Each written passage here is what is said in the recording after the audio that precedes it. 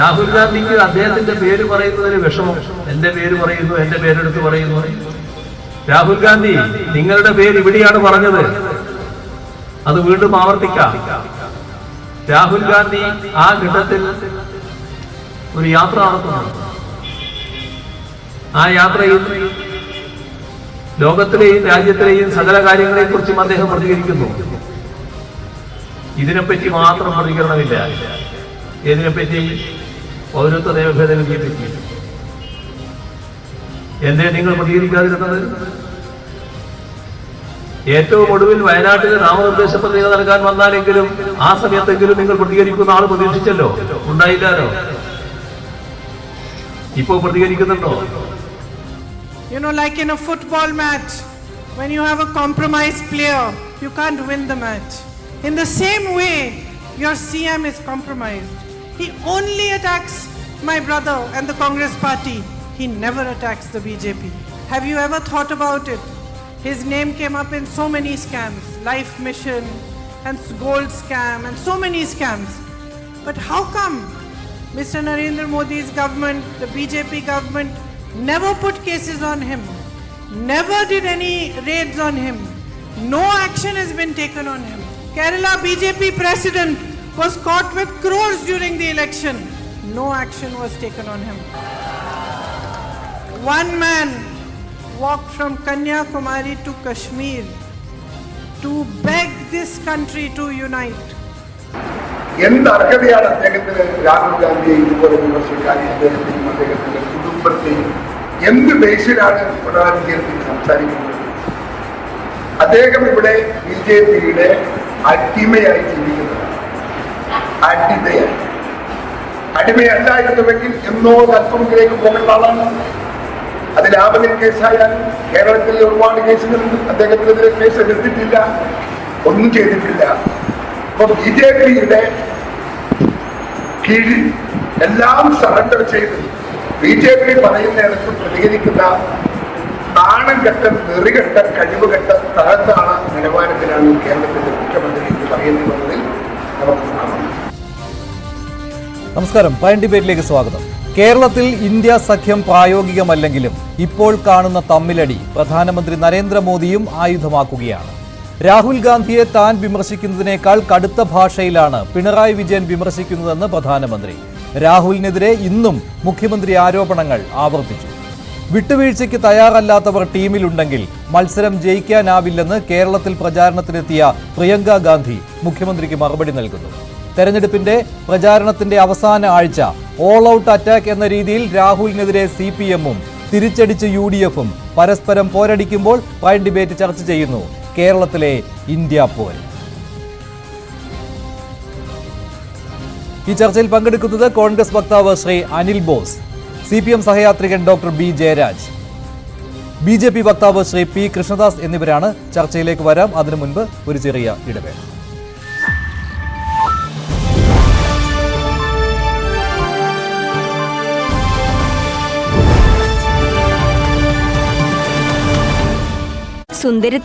കൊണ്ടാണ് എന്ന് വേണം ജനാധിപത്യം നമ്മൾ വിലയിരുത്തേണ്ടത്.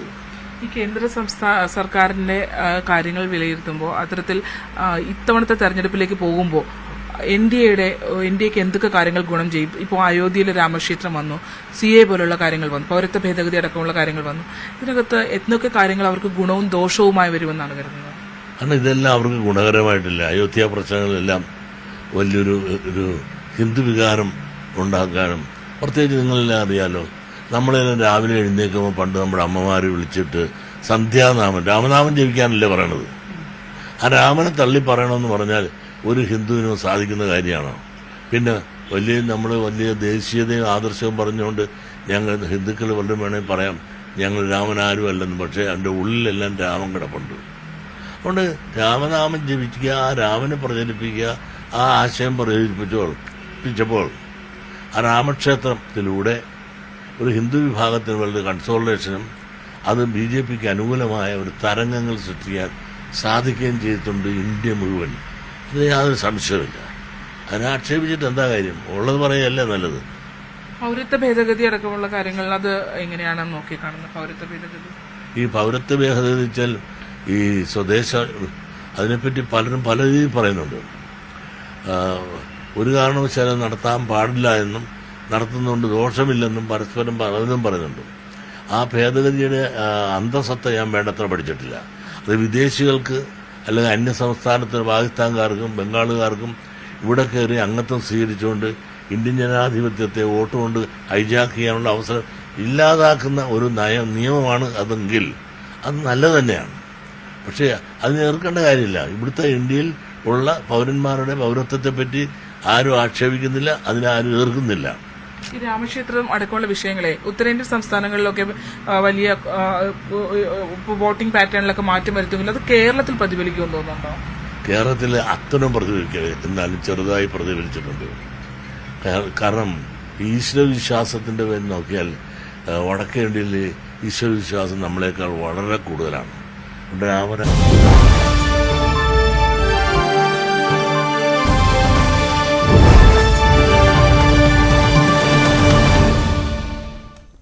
ഇന്ത്യ സഖ്യത്തിലെ പോര് കേരളത്തിൽ ഗുണം ചെയ്യുന്നത് ആർക്ക്? പ്രൈം ഡിബേറ്റ് ചർച്ച ചെയ്യുകയാണ്. ഡോക്ടർ ബി ജയരാജ് CPM സഹയാത്രികൻ, കോൺഗ്രസ് വക്താവ് ശ്രീ അനിൽ ബോസ്, BJP വക്താവ് ശ്രീ P കൃഷ്ണദാസ് എന്നിവരാണ് ചേരുന്നത്. ആദ്യം ഡോക്ടർ ബി ജയരാജ്, കഴിഞ്ഞ കുറച്ച് ദിവസമായി തുടങ്ങിയിട്ട് മുഖ്യമന്ത്രി പിണറായി വിജയൻ അദ്ദേഹത്തിന്റെ തെരഞ്ഞെടുപ്പ് പ്രചാരണ യോഗങ്ങളിലെല്ലാം പ്രധാനമന്ത്രി നരേന്ദ്രമോദിയെ അദ്ദേഹം വിമർശിക്കുന്നതിനേക്കാൾ കടുത്ത ഭാഷയിൽ വിമർശിക്കുന്നത് രാഹുൽ ഗാന്ധിയെയാണ്. എന്താണ് മുഖ്യമന്ത്രി ഇതിലൂടെ ഉദ്ദേശിക്കുന്നത്? ഇതിനകത്ത് നമ്മൾ ഇത് എവിടെ തുടങ്ങിയെന്നുള്ളത് ആദ്യം ആലോചിക്കണം. ഇന്ത്യ മുന്നണിയായിട്ട് നിൽക്കുന്ന ഒരു മുന്നണി സംവിധാനത്തിൽ ജോയിൻ ചെയ്തിട്ടുണ്ടെങ്കിലും ഇടതുപക്ഷത്തിന്റെ ഒരു സപ്പോർട്ട് ഇന്ത്യ മുന്നണിക്കുണ്ട്. അപ്പൊ ആ ഇന്ത്യ മുന്നണിയിലുള്ള ഒരു പാർട്ടിയുടെ നേതാവ്, അതൊരു വനിതാ നേതാവ് വയനാട്ടിൽ നിന്ന് മത്സരിക്കുമ്പം വയനാട് എന്ന് പറയുന്നത് രാഹുൽ ഗാന്ധിയുടെ സിറ്റിംഗ് സീറ്റ് തന്നെയാണ്. മറ്റ് സുരക്ഷിതമായ ഒരുപാട് മണ്ഡലങ്ങൾ ഉണ്ടായിരുന്നു. ഒരു ഡയറക്ട് ഫൈറ്റ്, ഇവിടെ ഡയറക്ട് ഫൈറ്റ് നടക്കുന്നത് LDF UDF ആയിട്ടാണ്. BJP ഇവിടെ കളത്തിന് പുറത്തിരുന്ന് കളി കാണാൻ മാത്രം വിധിക്കപ്പെട്ടവരാണ്. വർഷങ്ങളായിട്ട് അങ്ങനെ തന്നെ, ഇനിയും അങ്ങനെ തന്നെ ആയിരിക്കും എന്ന് വേണം ഈ ഇലക്ഷന്റെ ഇതുവരെ കിട്ടുന്ന റെസ്പോൺസ് അനുസരിച്ച് മനസ്സിലാക്കാൻ. കാരണം വളരെ സെക്യുലർ ആയിട്ടുള്ള ഒരു സ്ഥലമാണ് കേരളം. കേരളത്തിൽ അതിന് വിളയാനായിട്ടുള്ള ഒരു മണ്ണ്, വളക്കൂറുള്ള മണ്ണ്. പക്ഷെ അങ്ങനെയുള്ള ഒരു സ്ഥലത്ത് BJPക്കെതിരെ അല്ല ആക്രമണം വരുന്നത് മുഴുവൻ നിങ്ങൾ തമ്മിൽ, അതും രാഹുലിനെതിരെ മുഖ്യമന്ത്രി പിണറായി വിജയനും മുഖ്യമന്ത്രി പിണറായി വിജയനെതിരെ രാഹുൽ ഗാന്ധിയും. ഇപ്പോൾ അങ്ങോട്ടും ഇങ്ങോട്ടും പോരാണ്. അതാണ് ഇന്ന് പ്രിയങ്ക ഗാന്ധി പറഞ്ഞത്. ഒരു ടീമിൽ, ഒരു ഫുട്ബോൾ ടീമിൽ വിട്ടുവീഴ്ചയ്ക്ക് തയ്യാറല്ലാത്തവർ ഉണ്ടെങ്കിൽ ആ മത്സരം തോൽക്കുക തന്നെ ചെയ്യും. യഥാർത്ഥ മത്സരം എന്ന് പറയുന്നത് പ്രധാനമന്ത്രി നരേന്ദ്രമോദിയെ അധികാരത്തിൽ നിന്ന് താഴെ ഇറക്കുക എന്നുള്ളതാണല്ലോ. ആ മത്സരം മറന്നാണ് മുഖ്യമന്ത്രി പിണറായി വിജയൻ കളിക്കുന്നത്. ഇതാണ് ശ്രീമതി പ്രിയങ്ക ഗാന്ധി എന്ന് ഉദ്ദേശിച്ചത്. ശ്രീമതി പ്രിയങ്ക ഗാന്ധി പറഞ്ഞ കുറെ വാക്കുകൾ ഞാൻ ശ്രദ്ധിച്ചു. അതിനകത്ത് വൺ മാൻ ഹു വാക്ഡ് എന്ന് പറഞ്ഞു. ഇവിടെ ദശലക്ഷക്കണക്കിന് ആളുകൾ മാർച്ച് നടത്തിയ, ആയിരക്കണക്കിന് ആളുകൾ മാർച്ച് നടത്തിയ കർഷക റാലി, 2 കർഷക സമരങ്ങൾ ഇന്ത്യ കണ്ടതാണ്. അതിനേക്കാൾ വലുതൊന്നുമല്ല ഭാരത് ജോഡോ യാത്ര. പക്ഷെ ഭാരത് ജോഡോ യാത്രയിലൂടെ ഒരു മെച്യൂർഡ് ആയിട്ടുള്ള ഒരു പൊളിറ്റീഷ്യനായി രാഹുൽ ഗാന്ധി മാറി എന്നുള്ളത് തെറ്റിദ്ധാരണയാണെന്ന് കേരളത്തിൽ വന്നു നിന്നുകൊണ്ട് യാതൊരു പ്രകോപനവും ഇല്ലാതെ കേരളത്തിലെ മുഖ്യമന്ത്രിയെ ജയിലിലടയ്ക്കണം. അതായത് കെജ്രിവാളിന്റെ കാര്യത്തിൽ നേരത്തെ കണ്ടാണ്, ഒരു കോൺഗ്രസ് PCC പ്രസിഡന്റാണ് അതിന് ആക്കം കൂട്ടിയത്. കെജ്രിവാൾ ഇപ്പോൾ ഇരുമ്പഴിക്കുള്ളിലാണ്. അപ്പൊ അങ്ങനെ ജയിലിൽ അടച്ചു കളയും എന്നൊക്കെ ഉമ്മാക്കി കാണിക്കാൻ, പേടിപ്പിക്കേണ്ട എന്നുള്ള രീതിയിൽ തന്നെയാണ് പിണറായി വിജയൻ പറഞ്ഞത്. കാരണം ജയിലിലടയ്ക്കാൻ 1.5 വർഷത്തോളം ജയിലിൽ അടച്ചിരുന്നതാണ് എമർജൻസി ടൈമിൽ. അതായത് രാഹുൽ ഗാന്ധിയുടെ അമ്മുമ്മയായിട്ടുള്ള ഇന്ദിരാഗാന്ധി ചെയ്തിട്ടുള്ളതാണ്. അതുകൊണ്ട് ഞങ്ങൾക്ക് ജയിലൊന്നും പേടിയില്ല എന്നുള്ളത് വളരെ ബോൾഡ് ആയിട്ടുള്ള ഒരു സ്റ്റേറ്റ്മെന്റ് തന്നെയാണ്.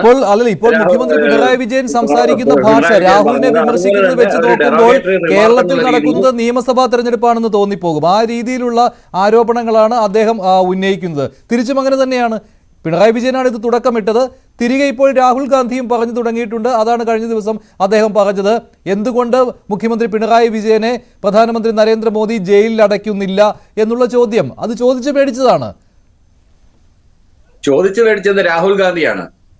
കാരണം രാഹുൽ ഗാന്ധിയുടെ ആ ഒരൊറ്റ കമന്റിന്റെ പുറത്താണ് വർഷങ്ങളായിട്ട് ആളുകൾ മറന്ന് പുതിയൊരു ഇമേജിന്റെ ബിൽഡിങ്ങിന്റെ പുറത്തിരിക്കുന്ന ഒരാളെ വീണ്ടും പഴയ പേരുകളൊക്കെ ഓർമ്മിപ്പിക്കേണ്ടി വന്നത്. BJP പോലും ഇപ്പോൾ ആ പേര് രാഹുൽ ഗാന്ധിയെ വിളിക്കുന്നില്ല.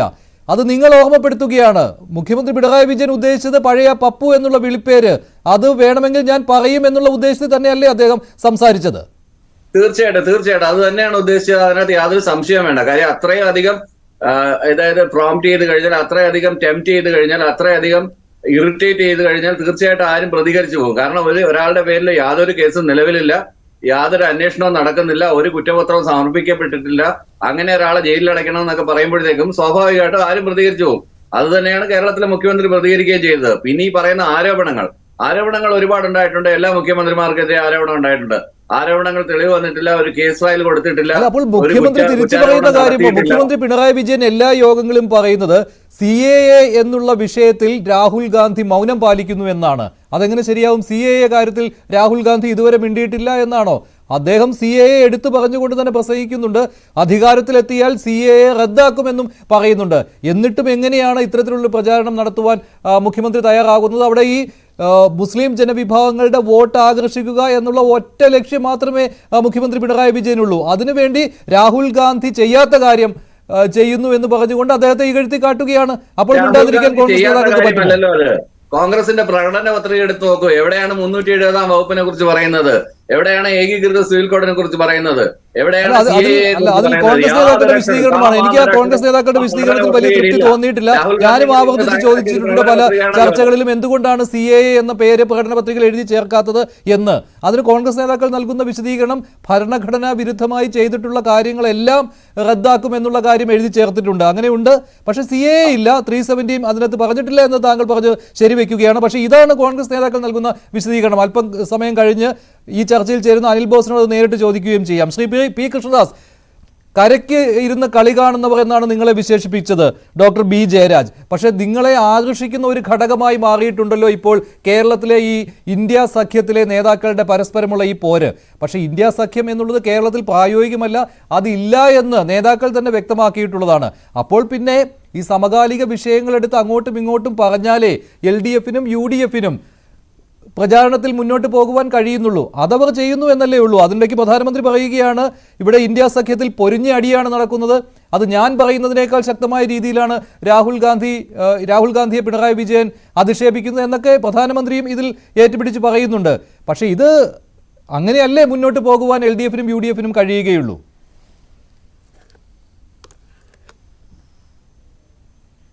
ശ്രീ മഞ്ജുഷ്, ഈ തെരഞ്ഞെടുപ്പ് വരുന്നതിന് എത്രയോ മുൻപ് തന്നെ ഇന്ത്യ സഖ്യത്തിലെ കോൺഗ്രസിനെ സംബന്ധിച്ചാണെങ്കിലും CPMനെ സംബന്ധിച്ചാണെങ്കിലും ഇടതുപക്ഷ കക്ഷികളെ സംബന്ധിച്ചാണെങ്കിലും അവർ ഇന്ത്യ സഖ്യത്തിൻ്റെ ഭാഗമാണ് എന്ന് ദേശീയ തലത്തിൽ പറഞ്ഞിരിക്കുന്നു. ദേശീയ സെക്രട്ടറിമാർ അതുമായി ബന്ധപ്പെട്ടുകൊണ്ട് CPMൻ്റെയും CPIയുടെയും എല്ലാം ആ സഖ്യത്തോടൊപ്പം നിന്നുകൊണ്ട് രാഹുൽ ഗാന്ധിക്ക് ഓശാന പാടുന്ന ഒരു രീതിയിലേക്ക് എത്രയോ കാലങ്ങളായി മാറിയിട്ട്. അപ്പോൾ CPMും CPIയും അവർ മുന്നോട്ട് വെക്കുന്ന ഒരു രാഷ്ട്രീയം കേരളത്തിൽ വരുമ്പോൾ അത് ഗുണം ചെയ്യില്ല എന്ന് കാണുന്നത് കൊണ്ട് പരസ്പരം ആരോപണങ്ങൾ ഉന്നയിക്കുക എന്നുള്ളതിനേക്കാൾ അപ്പുറത്ത് ദേശീയ തലത്തിൽ വിശാലമായി നടക്കുന്ന ഒരു പാർലമെൻറ്റ് തെരഞ്ഞെടുപ്പിൽ ആ തരത്തിലൊരു സംസ്ഥാനത്തേക്ക് ഒതുങ്ങി നിന്നുകൊണ്ട് അവരുടെ ദേശീയ രാഷ്ട്രീയത്തെ കാണാൻ വേണ്ടി കഴിയുമോ? അതുകൊണ്ടാണ് ബഹുമാനപ്പെട്ട പ്രധാനമന്ത്രി സൂചിപ്പിച്ചത് ഇവിടെ നടക്കുന്നത് ഒരു അഡ്ജസ്റ്റ്മെൻറ്റാണ്.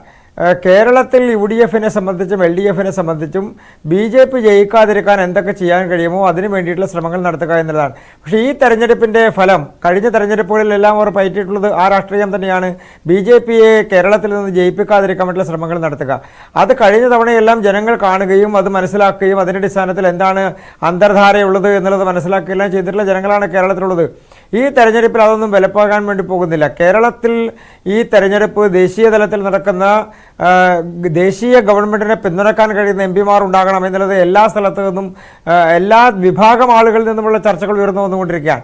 യാതൊരു തരത്തിലുള്ള എതിർപ്പും BJP രാഷ്ട്രീയത്തോട് ഏത് മേഖലയെടുത്ത് നോക്കിക്കഴിഞ്ഞാലും അവിടുത്തെ ആളുകൾ പ്രത്യക്ഷമായി പ്രകടിപ്പിക്കുന്നില്ല എന്നുള്ളത് കേരളത്തിൽ ഈ തെരഞ്ഞെടുപ്പിൻ്റെ ഏറ്റവും വലിയ പ്രത്യേകതയാണ്. അപ്പോൾ CPMനെ സംബന്ധിച്ചും ഇടതുപക്ഷ മുന്നണിയെ സംബന്ധിച്ചും കോൺഗ്രസിനെ സംബന്ധിച്ചും BJPയെ ഏതെങ്കിലും ഒരു സൈഡിലേക്കാക്കാൻ കഴിയുമോ എന്നൊരു ചർച്ച അതിൻ്റെ മുന്നിലേക്ക് കൊണ്ടുവരാൻ വേണ്ടി ശ്രമിക്കുക എന്നതാണ്. ബഹുമാനപ്പെട്ട ഇടതുപക്ഷത്തിൻ്റെ പ്രതിനിധി എന്താ ഇപ്പോൾ സൂചിപ്പിക്കുന്നത്? BJPയെ കണക്കാക്കേണ്ടതില്ല. എൻ്റെ സുഹൃത്തെ, ഇത് തന്നെയാണ് പശ്ചിമ ബംഗാളിലും ത്രിപുരയിലുമെല്ലാം ഒരു കാലഘട്ടത്തിൽ നിങ്ങൾ പറഞ്ഞുകൊണ്ടിരുന്നത്. കേരളത്തിൻ്റെ രാഷ്ട്രീയം മാറി വരുന്നത്, കേരളത്തിൽ BJPക്ക് അനുകൂലമായിട്ടുള്ള രാഷ്ട്രീയ മുന്നേറ്റം ഉണ്ടാകുന്നത്, എല്ലാ വിഭാഗം ആളുകളിൽ നിന്നും അതുമായി ബന്ധപ്പെട്ടുള്ള ചർച്ചകൾ ഉണ്ടാകുന്നത് നിങ്ങളെ സംബന്ധിച്ച് നിങ്ങളെ ഭയപ്പാടുണ്ടാക്കുന്നു. അപ്പോൾ അത് വയനാട്ടിലാണെങ്കിലും മറ്റ് മണ്ഡലങ്ങളിലാണെങ്കിലും കേരളത്തിൽ സ്വാഭാവികമായും പരസ്പരം തല്ലിയില്ല എന്നുണ്ടെങ്കിൽ, പരസ്പരം അഭിപ്രായങ്ങൾ പറഞ്ഞ് തങ്ങൾ രണ്ട് ചേരിയിൽ നിൽക്കുന്ന ആളുകളാണെന്ന് ബോധ്യപ്പെടുത്തിയില്ല എങ്കിൽ ഈ രാഷ്ട്രീയത്തിൽ സംഭവിക്കാൻ പോകുന്നത് BJP രാഷ്ട്രീയവും BJP വിരുദ്ധ രാഷ്ട്രീയവുമായി മാറാൻ പോകുന്നു എന്നുള്ളതാണ്. കേരളം സമീപ ഭാവിയിൽ ആ തരത്തിലുള്ള ചർച്ചകളിലേക്ക് എത്രയോ നാളുകളായി വന്നുകൊണ്ടിരിക്കുകയാണ്. BJP രാഷ്ട്രീയവും BJP വിരുദ്ധ രാഷ്ട്രീയവുമായി മാറിക്കൊണ്ടിരിക്കുകയാണ്. അങ്ങനെ BJP വിരുദ്ധ രാഷ്ട്രീയത്തിലേക്ക് വരുമ്പോൾ സ്വാഭാവികമായും രണ്ട് കക്ഷികൾ അല്ലെങ്കിൽ രണ്ട് മുന്നണികൾ അതല്ലെങ്കിൽ രണ്ട് വിഭാഗങ്ങളായി നിന്നുകൊണ്ടുള്ള തെരഞ്ഞെടുപ്പ് എന്നുള്ളത് തങ്ങൾ തമ്മിലാണ് എന്ന് വരുത്തി തീർക്കാനുള്ള ശ്രമം മാത്രമാണ്. എന്തുകൊണ്ടാണ്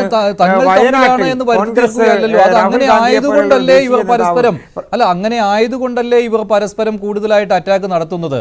ഇപ്പോൾ പ്രധാനമന്ത്രി നരേന്ദ്രമോദിയെ പ്രസംഗങ്ങളിൽ പറഞ്ഞു പോകുന്നു, വിമർശനം കേന്ദ്ര സർക്കാരിനെതിരെ ഉന്നയിക്കുന്നു. അതിലേറ്റവും പ്രധാനപ്പെട്ടത് ഈ സാമ്പത്തികമായി കേരളത്തെ ബുദ്ധിമുട്ടിക്കുന്നു എന്നുള്ളതാണ്. അത് മുഖ്യമന്ത്രി പിണറായി വിജയൻ അദ്ദേഹത്തിന്റെ പൊതുയോഗങ്ങളിൽ പറയുന്നുണ്ട്. പിന്നെ ഈ CAA കാര്യം എടുത്തു പറയുന്നുണ്ട്. അതൊക്കെ ഒരു അജണ്ട സെറ്റ് ചെയ്യൽ തന്നെയാണ്. പക്ഷേ അവിടെ പരസ്പരം പോരടിക്കുമ്പോൾ അങ്ങോട്ടും ഇങ്ങോട്ടും LDF-ഉം UDF-ഉം തമ്മിൽ പോരടിക്കുന്ന ഒരു സംസ്ഥാനത്ത് അങ്ങോട്ടും ഇങ്ങോട്ടും ആരോപണം ഉന്നയിച്ചാലേ രക്ഷയുള്ളൂ എന്നുള്ള തിരിച്ചറിവ് മുഖ്യമന്ത്രിക്കുമുണ്ട്, അതുപോലെ തന്നെ പ്രതിപക്ഷത്തിനുമുണ്ട്. അതുകൊണ്ടാണ് BJP-യേക്കാൾ കൂടുതലുള്ള ആക്രമണങ്ങൾ ഇത്തരത്തിൽ രാഹുൽ ഇവിടെ വന്ന് മത്സരിക്കുമ്പോൾ പ്രത്യേകിച്ച് രാഹുലിനെതിരെ ഉന്നയിക്കുന്നത്. തിരികെ ഇന്ന് പ്രിയങ്ക വന്നപ്പോഴും മുഖ്യമന്ത്രി പിണറായി വിജയനെയാണ് ആക്രമിച്ചത്.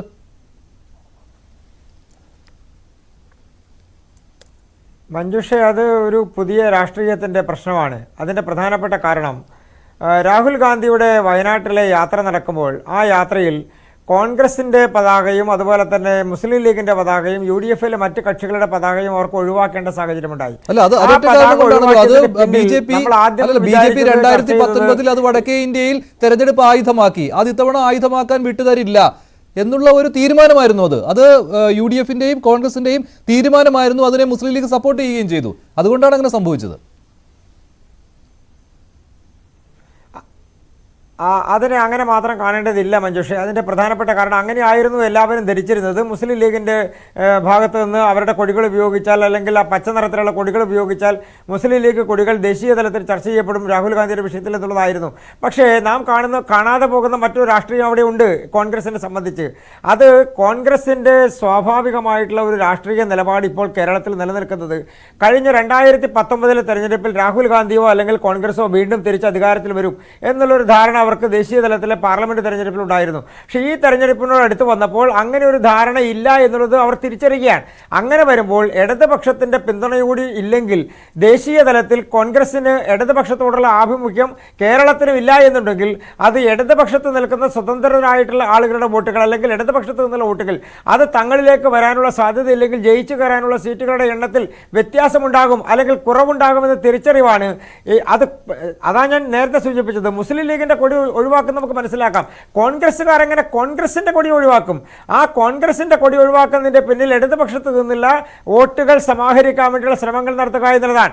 അങ്ങനെ അല്ലെങ്കിൽ കോൺഗ്രസിനെ സംബന്ധിച്ച് ഇടതുപക്ഷത്ത് വോട്ടുകൾ കിട്ടിയില്ലെങ്കിൽ രാഹുൽ ഗാന്ധിയുടെ നില എന്താകും എന്നുള്ളതിനെ സംബന്ധിച്ച് അവർക്ക്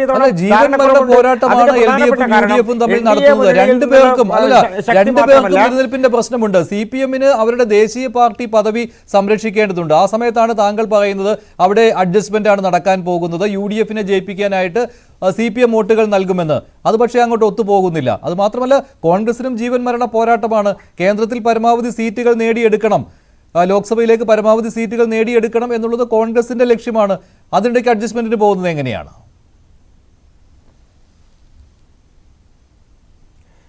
മഞ്ജുഷ, അവിടെയാണ് ഇതിൻ്റെ ഇടയിലുള്ള ഒരു അന്തർധാര എന്ന് നമ്മൾ കാണേണ്ടത്. അത് ഇടതുപക്ഷത്തിൻ്റെ പ്രതിനിധികളെ സംബന്ധിച്ചാണെങ്കിലും മുഖ്യമന്ത്രിയെ സംബന്ധിച്ചാണെങ്കിലും കോൺഗ്രസിനെ സംബന്ധിച്ചാണെങ്കിലും അവർ പരസ്പരം എപ്പോഴും പറയാൻ ആഗ്രഹിക്കുന്നത് എന്താണ്? BJP-യുമായൊരു അന്തർധാരയുണ്ട്, BJP-യുമായൊരു അന്തർധാരയുണ്ട്. എന്ത് അന്തർധാര? LDF ഞങ്ങളുമായി എന്തെങ്കിലും അന്തർധാര ഉണ്ടാക്കാൻ വേണ്ടി പോകുന്നുണ്ടോ? UDF ഏതെങ്കിലും അന്തർധാര ഞങ്ങളുമായി ഉണ്ടാക്കാൻ വേണ്ടി പോകുന്നുണ്ടോ? അപ്പോൾ പരസ്യമായി ജനങ്ങളുടെ മുൻപിലേക്ക് രണ്ട് മുന്നണികളും പറയുന്ന അന്തർധാരയുള്ളത് അവർ തമ്മിലാണ്. BJP-യെ തോൽപ്പിക്കേണ്ട സാഹചര്യം ഉണ്ടാകുന്നു എന്ന് വരുമ്പോൾ രണ്ടുപേരും ഒരുമിക്കുന്നത് എങ്ങനെയാണ്? എത്രയോ കാലമായി കേരളം അത് കണ്ടുകൊണ്ടിരിക്കുകയാണ്. ആ ക്രോസ് വോട്ടിംഗ് എന്ന് പറയുന്ന പ്രോസസ് അത് വയനാട്ടിൽ ഒഴിവാക്കിയില്ല എന്നുണ്ടെങ്കിൽ സ്വാഭാവികമായും രാഹുൽ ഗാന്ധിയെ സംബന്ധിച്ചിടത്തോളം ജയിക്കണമെന്നുണ്ടെങ്കിൽ ഇടതുപക്ഷത്തിന്റെ വോട്ടുണ്ടാകണം. ഇല്ലെങ്കിൽ എന്തിനാണ് കോൺഗ്രസ്സുകാർ അവരുടെ കൊടി ഒഴിവാക്കേണ്ട സാഹചര്യം? മഞ്ജുഷേ, അങ്ങനെ ഒരു സാഹചര്യം കേരളത്തിലില്ലല്ലോ. കോൺഗ്രസ്സുകാർക്ക് ഏറ്റവും സുഗമമായി അവർക്കുടെ കൊടി ഉയർത്താൻ കഴിയുന്ന ഒരു സംസ്ഥാനമാണ് കേരളം. കേരളത്തിൽ നിന്നാണ് ഏറ്റവും കൂടുതൽ MP-മാർ കോൺഗ്രസിന് ജയിച്ചിട്ടുള്ളത്. അപ്പോൾ കോൺഗ്രസ് ഇവിടെയും ശക്തി നഷ്ടപ്പെടുന്നു. ഇവിടെയും അവർക്ക് ആർജവത്തോടുകൂടി അവരുടെ ആശയം പറയാൻ പരാജയപ്പെടുന്നു.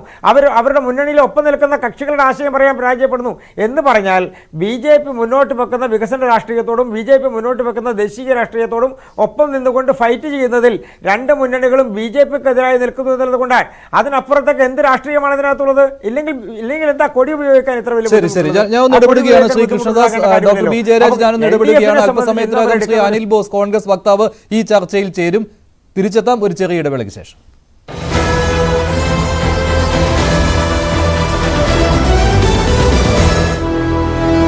മറ്റു നിലയ്ക്ക് പറഞ്ഞു കൃഷ്ണനായാലും അതുപോലെ ഗോക്കളായാലും പശുക്കളെ ദൈവമായിട്ടല്ല ഇവിടെ കാണുന്നത്, നമ്മളിവിടെ ദൈവമായിട്ട് കാണുന്നില്ല. അങ്ങനെ ഈ ആത്മീയപരമായ ചിന്ത അല്ലെങ്കിൽ ഈശ്വര വിചാരം ഇന്നത്തേക്കാളും മറ്റേ കൂടിയിട്ടുള്ളൊരു സ്ഥലമാണ് വടക്കേ ഇന്ത്യ. അത്രയും തെക്കേ ഇന്ത്യയില്ല. ആ തെക്കേ ഇന്ത്യ ഇല്ലാത്തതുകൊണ്ടാണ് നമുക്ക് അത്രയും വികാരം ഇല്ലാത്തത്. എന്നാൽ തന്നെ രാമക്ഷേത്രം എന്ന് പറയുമ്പോൾ ആ നമ്മുടെ ഒരു ആത്മീയമായ ഒരു വിശ്വാസത്തിൻ്റെ അല്ലെങ്കിൽ ഈശ്വരവിശ്വാസത്തിൻ്റെ ആ പേരിൽ രാമനെ നമ്മൾ ഇഷ്ടപ്പെടുന്നതുകൊണ്ട് രാമക്ഷേത്രത്തെ ബഹുമാനിക്കുന്നു, ആദരിക്കുന്നു. പക്ഷെ അത് അതിന് കവിഞ്ഞുള്ള ഒരു സ്വയം നശിച്ചുകൊണ്ടുള്ളൊരു സ്നേഹമല്ല.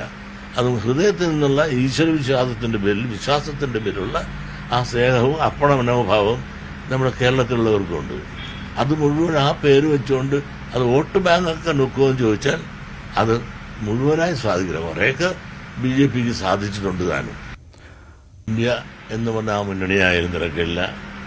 എല്ലാവരും തന്നെ മോദി ഗവൺമെന്റ് ഇനിയും തിരിച്ചു വരും എന്ന് തന്നെ വിശ്വസിക്കുന്നുണ്ട്.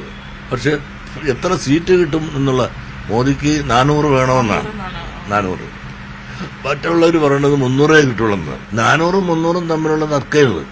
അതായത് മോദി അടുത്ത ടൈമിലും ഭരിക്കുമെന്നുള്ള കാര്യത്തിൽ ആർക്കും തർക്കമില്ല. അതുകൊണ്ട് അതിലേക്ക് പോകാതെ മോദി ഇനിയും 3ാം തവണയും ഭരിക്കുമെന്നുള്ള കാര്യത്തിൽ ആർക്കും സംശയമില്ല. അതിന് ഒരു ചർച്ചയാക്കേണ്ട കാര്യമില്ല. മെച്ചപ്പെട്ട ഭരണമെന്ന് വിലയിരുത്തുന്നുണ്ടോ? മെച്ചപ്പെട്ട ഭരണമായതുകൊണ്ടാണല്ലോ ഈ ആളുകൾ വോട്ട് ചെയ്ത് MP-മാർ തെരഞ്ഞെടുത്ത് അവിടെ ഭരിക്കാൻ സാധിക്കുന്നത്. സത്യത്തെ സത്യം പോലെ കാണണം. ജനങ്ങൾ ആർക്കാകട്ടെ കൂടുതൽ വോട്ട് കൊടുത്ത് ജയിച്ചു വന്നതെന്നാണ് അത് ജനവികാരമാണ്. ആ ജനവികാരം അവർക്ക് അനുകൂലമായെങ്കിൽ അത് അവരുടെ നല്ല ഭരണം കൊണ്ടാണ് എന്ന് വേണം ജനാധിപത്യത്തിൽ നമ്മൾ വിലയിരുത്തേണ്ടത്. ഈ കേന്ദ്ര സർക്കാരിന്റെ കാര്യങ്ങൾ വിലയിരുത്തുമ്പോൾ അത്തരത്തിൽ ഇത്തവണത്തെ തെരഞ്ഞെടുപ്പിലേക്ക് പോകുമ്പോൾ ഇന്ത്യക്ക് എന്തൊക്കെ കാര്യങ്ങൾ ഗുണം ചെയ്യും? ഇപ്പോൾ അയോധ്യയിലെ രാമക്ഷേത്രം വന്നു, CA പോലുള്ള കാര്യങ്ങൾ വന്നു, പൗരത്വ ഭേദഗതി അടക്കമുള്ള കാര്യങ്ങൾ വന്നു. ഇതിനകത്ത് എന്തൊക്കെ കാര്യങ്ങൾ അവർക്ക് ഗുണവും ദോഷവുമായി വരുമെന്നാണ് കരുതുന്നത്? കാരണം ഇതെല്ലാം അവർക്ക് ഗുണകരമായിട്ടില്ല. അയോധ്യ പ്രശ്നങ്ങളെല്ലാം വലിയൊരു ഹിന്ദു വികാരം ഉണ്ടാക്കാനും, പ്രത്യേകിച്ച് നിങ്ങളെല്ലാം അറിയാലോ, നമ്മളെല്ലാം രാവിലെ എഴുന്നേൽക്കുമ്പോൾ പണ്ട് നമ്മുടെ അമ്മമാരെ വിളിച്ചിട്ട് രാമനാമം ജപിക്കാനല്ലേ പറയണത്. ആ രാമനെ തള്ളി പറയണമെന്ന് പറഞ്ഞാൽ ഒരു ഹിന്ദുവിനും സാധിക്കുന്ന കാര്യമാണോ? പിന്നെ വലിയ ദേശീയതയും ആദർശവും പറഞ്ഞുകൊണ്ട് ഞങ്ങൾ ഹിന്ദുക്കൾ വല്ലതും വേണമെങ്കിൽ പറയാം ഞങ്ങൾ രാമനാരും അല്ലെന്ന്. പക്ഷേ അതിൻ്റെ ഉള്ളിലെല്ലാം രാമൻ കിടപ്പുണ്ട്. അതുകൊണ്ട് രാമനാമം ജപിക്കുക. ആ രാമൻ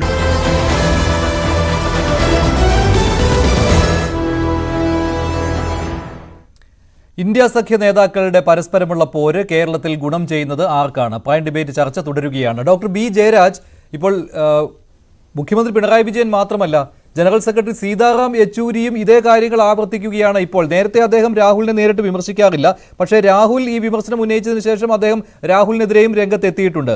അതുപോലെ തന്നെ കേരളത്തിലെത്തി അദ്ദേഹം പറയുന്നത്, പത്തനംതിട്ടയിൽ തന്നെ അദ്ദേഹത്തിന്റെ തെരഞ്ഞെടുപ്പ് പ്രചാരണ യോഗത്തിൽ അദ്ദേഹം പറഞ്ഞത് കോൺഗ്രസിന് ചെയ്യുന്ന വോട്ടുകൾ എന്ന് പറയുന്നത് അത് BJPക്ക് ചെയ്യുന്ന വോട്ടുകൾ എന്നാണ്.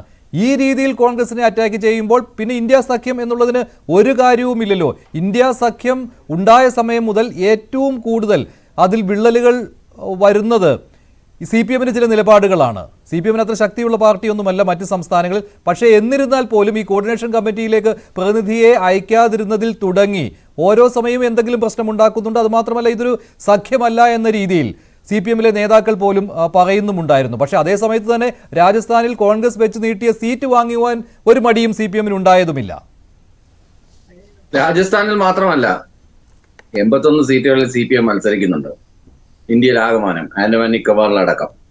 അപ്പൊ അതവിടെ നിൽക്കട്ടെ. രാജസ്ഥാനിൽ നിന്ന് സീറ്റ് വാങ്ങിയതോ തമിഴ്നാട്ടിൽ ഒരുമിച്ച് മത്സരിക്കുന്നോ അല്ലല്ലോ ഇവിടെ വിഷയം. ഇവിടെ ഇതിനകത്ത് പറയുന്നത് ഈ putting his foot on the mouth എന്ന് പറഞ്ഞിട്ടുള്ള ഒരു അവസ്ഥയാണ് രാഹുൽ ഗാന്ധി ഇവിടെ ചെയ്തു വെച്ചിരിക്കുന്നത്.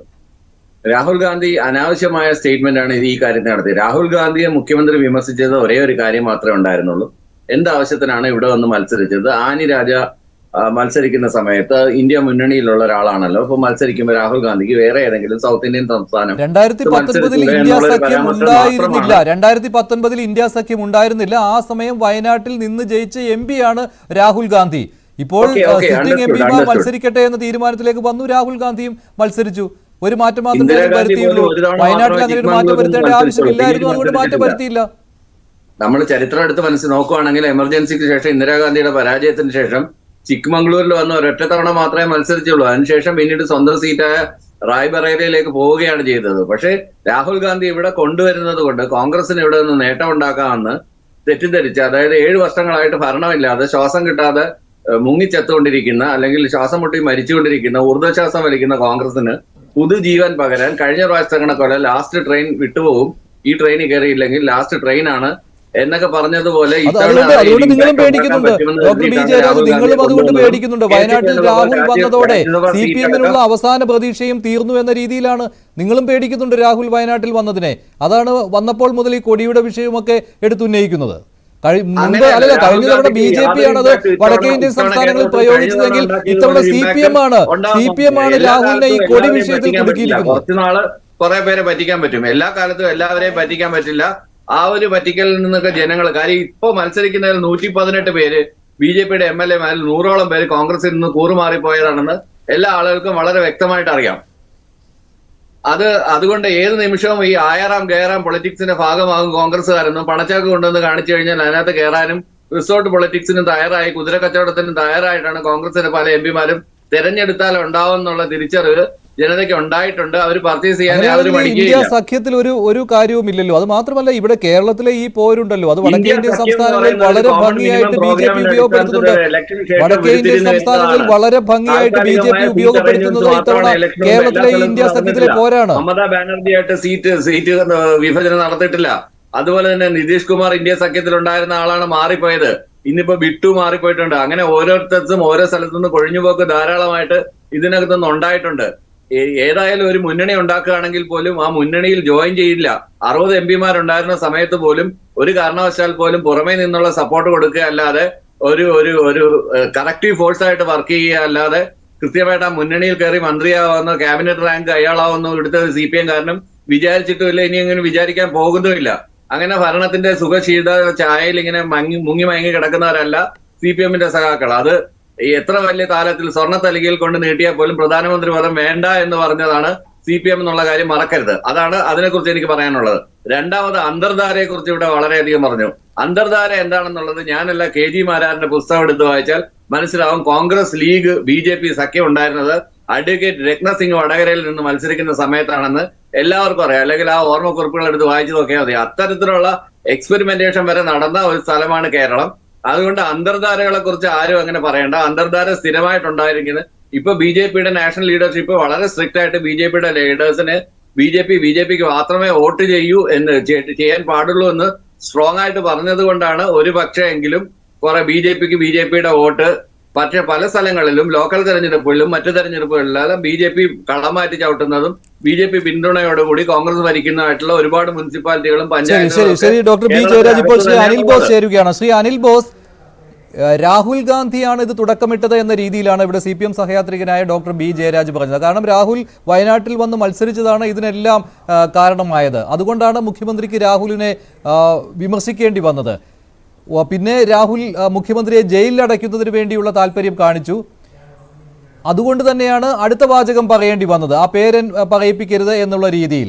അപ്പോൾ തുടക്കമിട്ടത് രാഹുലാണെന്നാണ്, ഇന്ത്യ സഖ്യത്തിലെ ആ ഒത്തൊരുമ കളഞ്ഞു കുളിച്ചത് രാഹുലാണെന്നാണ് CPM-ന്റെ വാദം.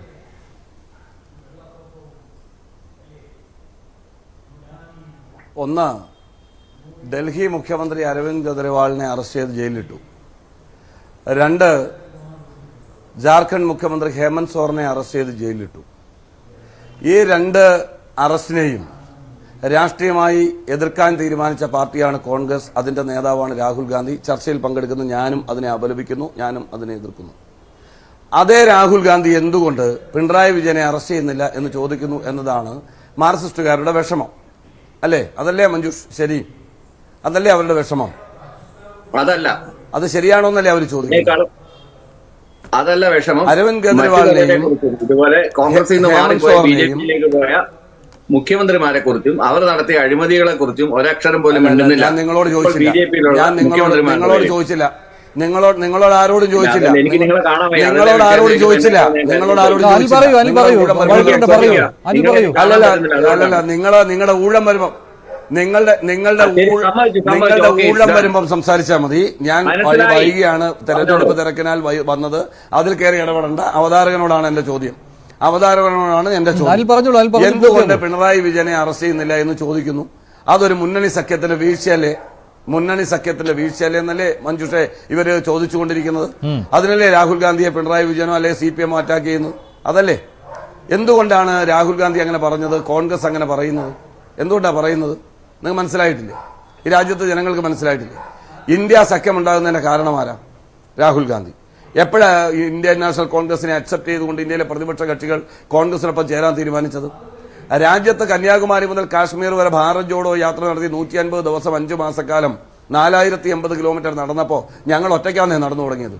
ഒരു പാർട്ടിയും ഇല്ലായിരുന്നേ, ഒരു പാർട്ടിയും ഇല്ലായിരുന്നു. ഞങ്ങൾ ഒറ്റയ്ക്ക് നടന്നു തുടങ്ങി.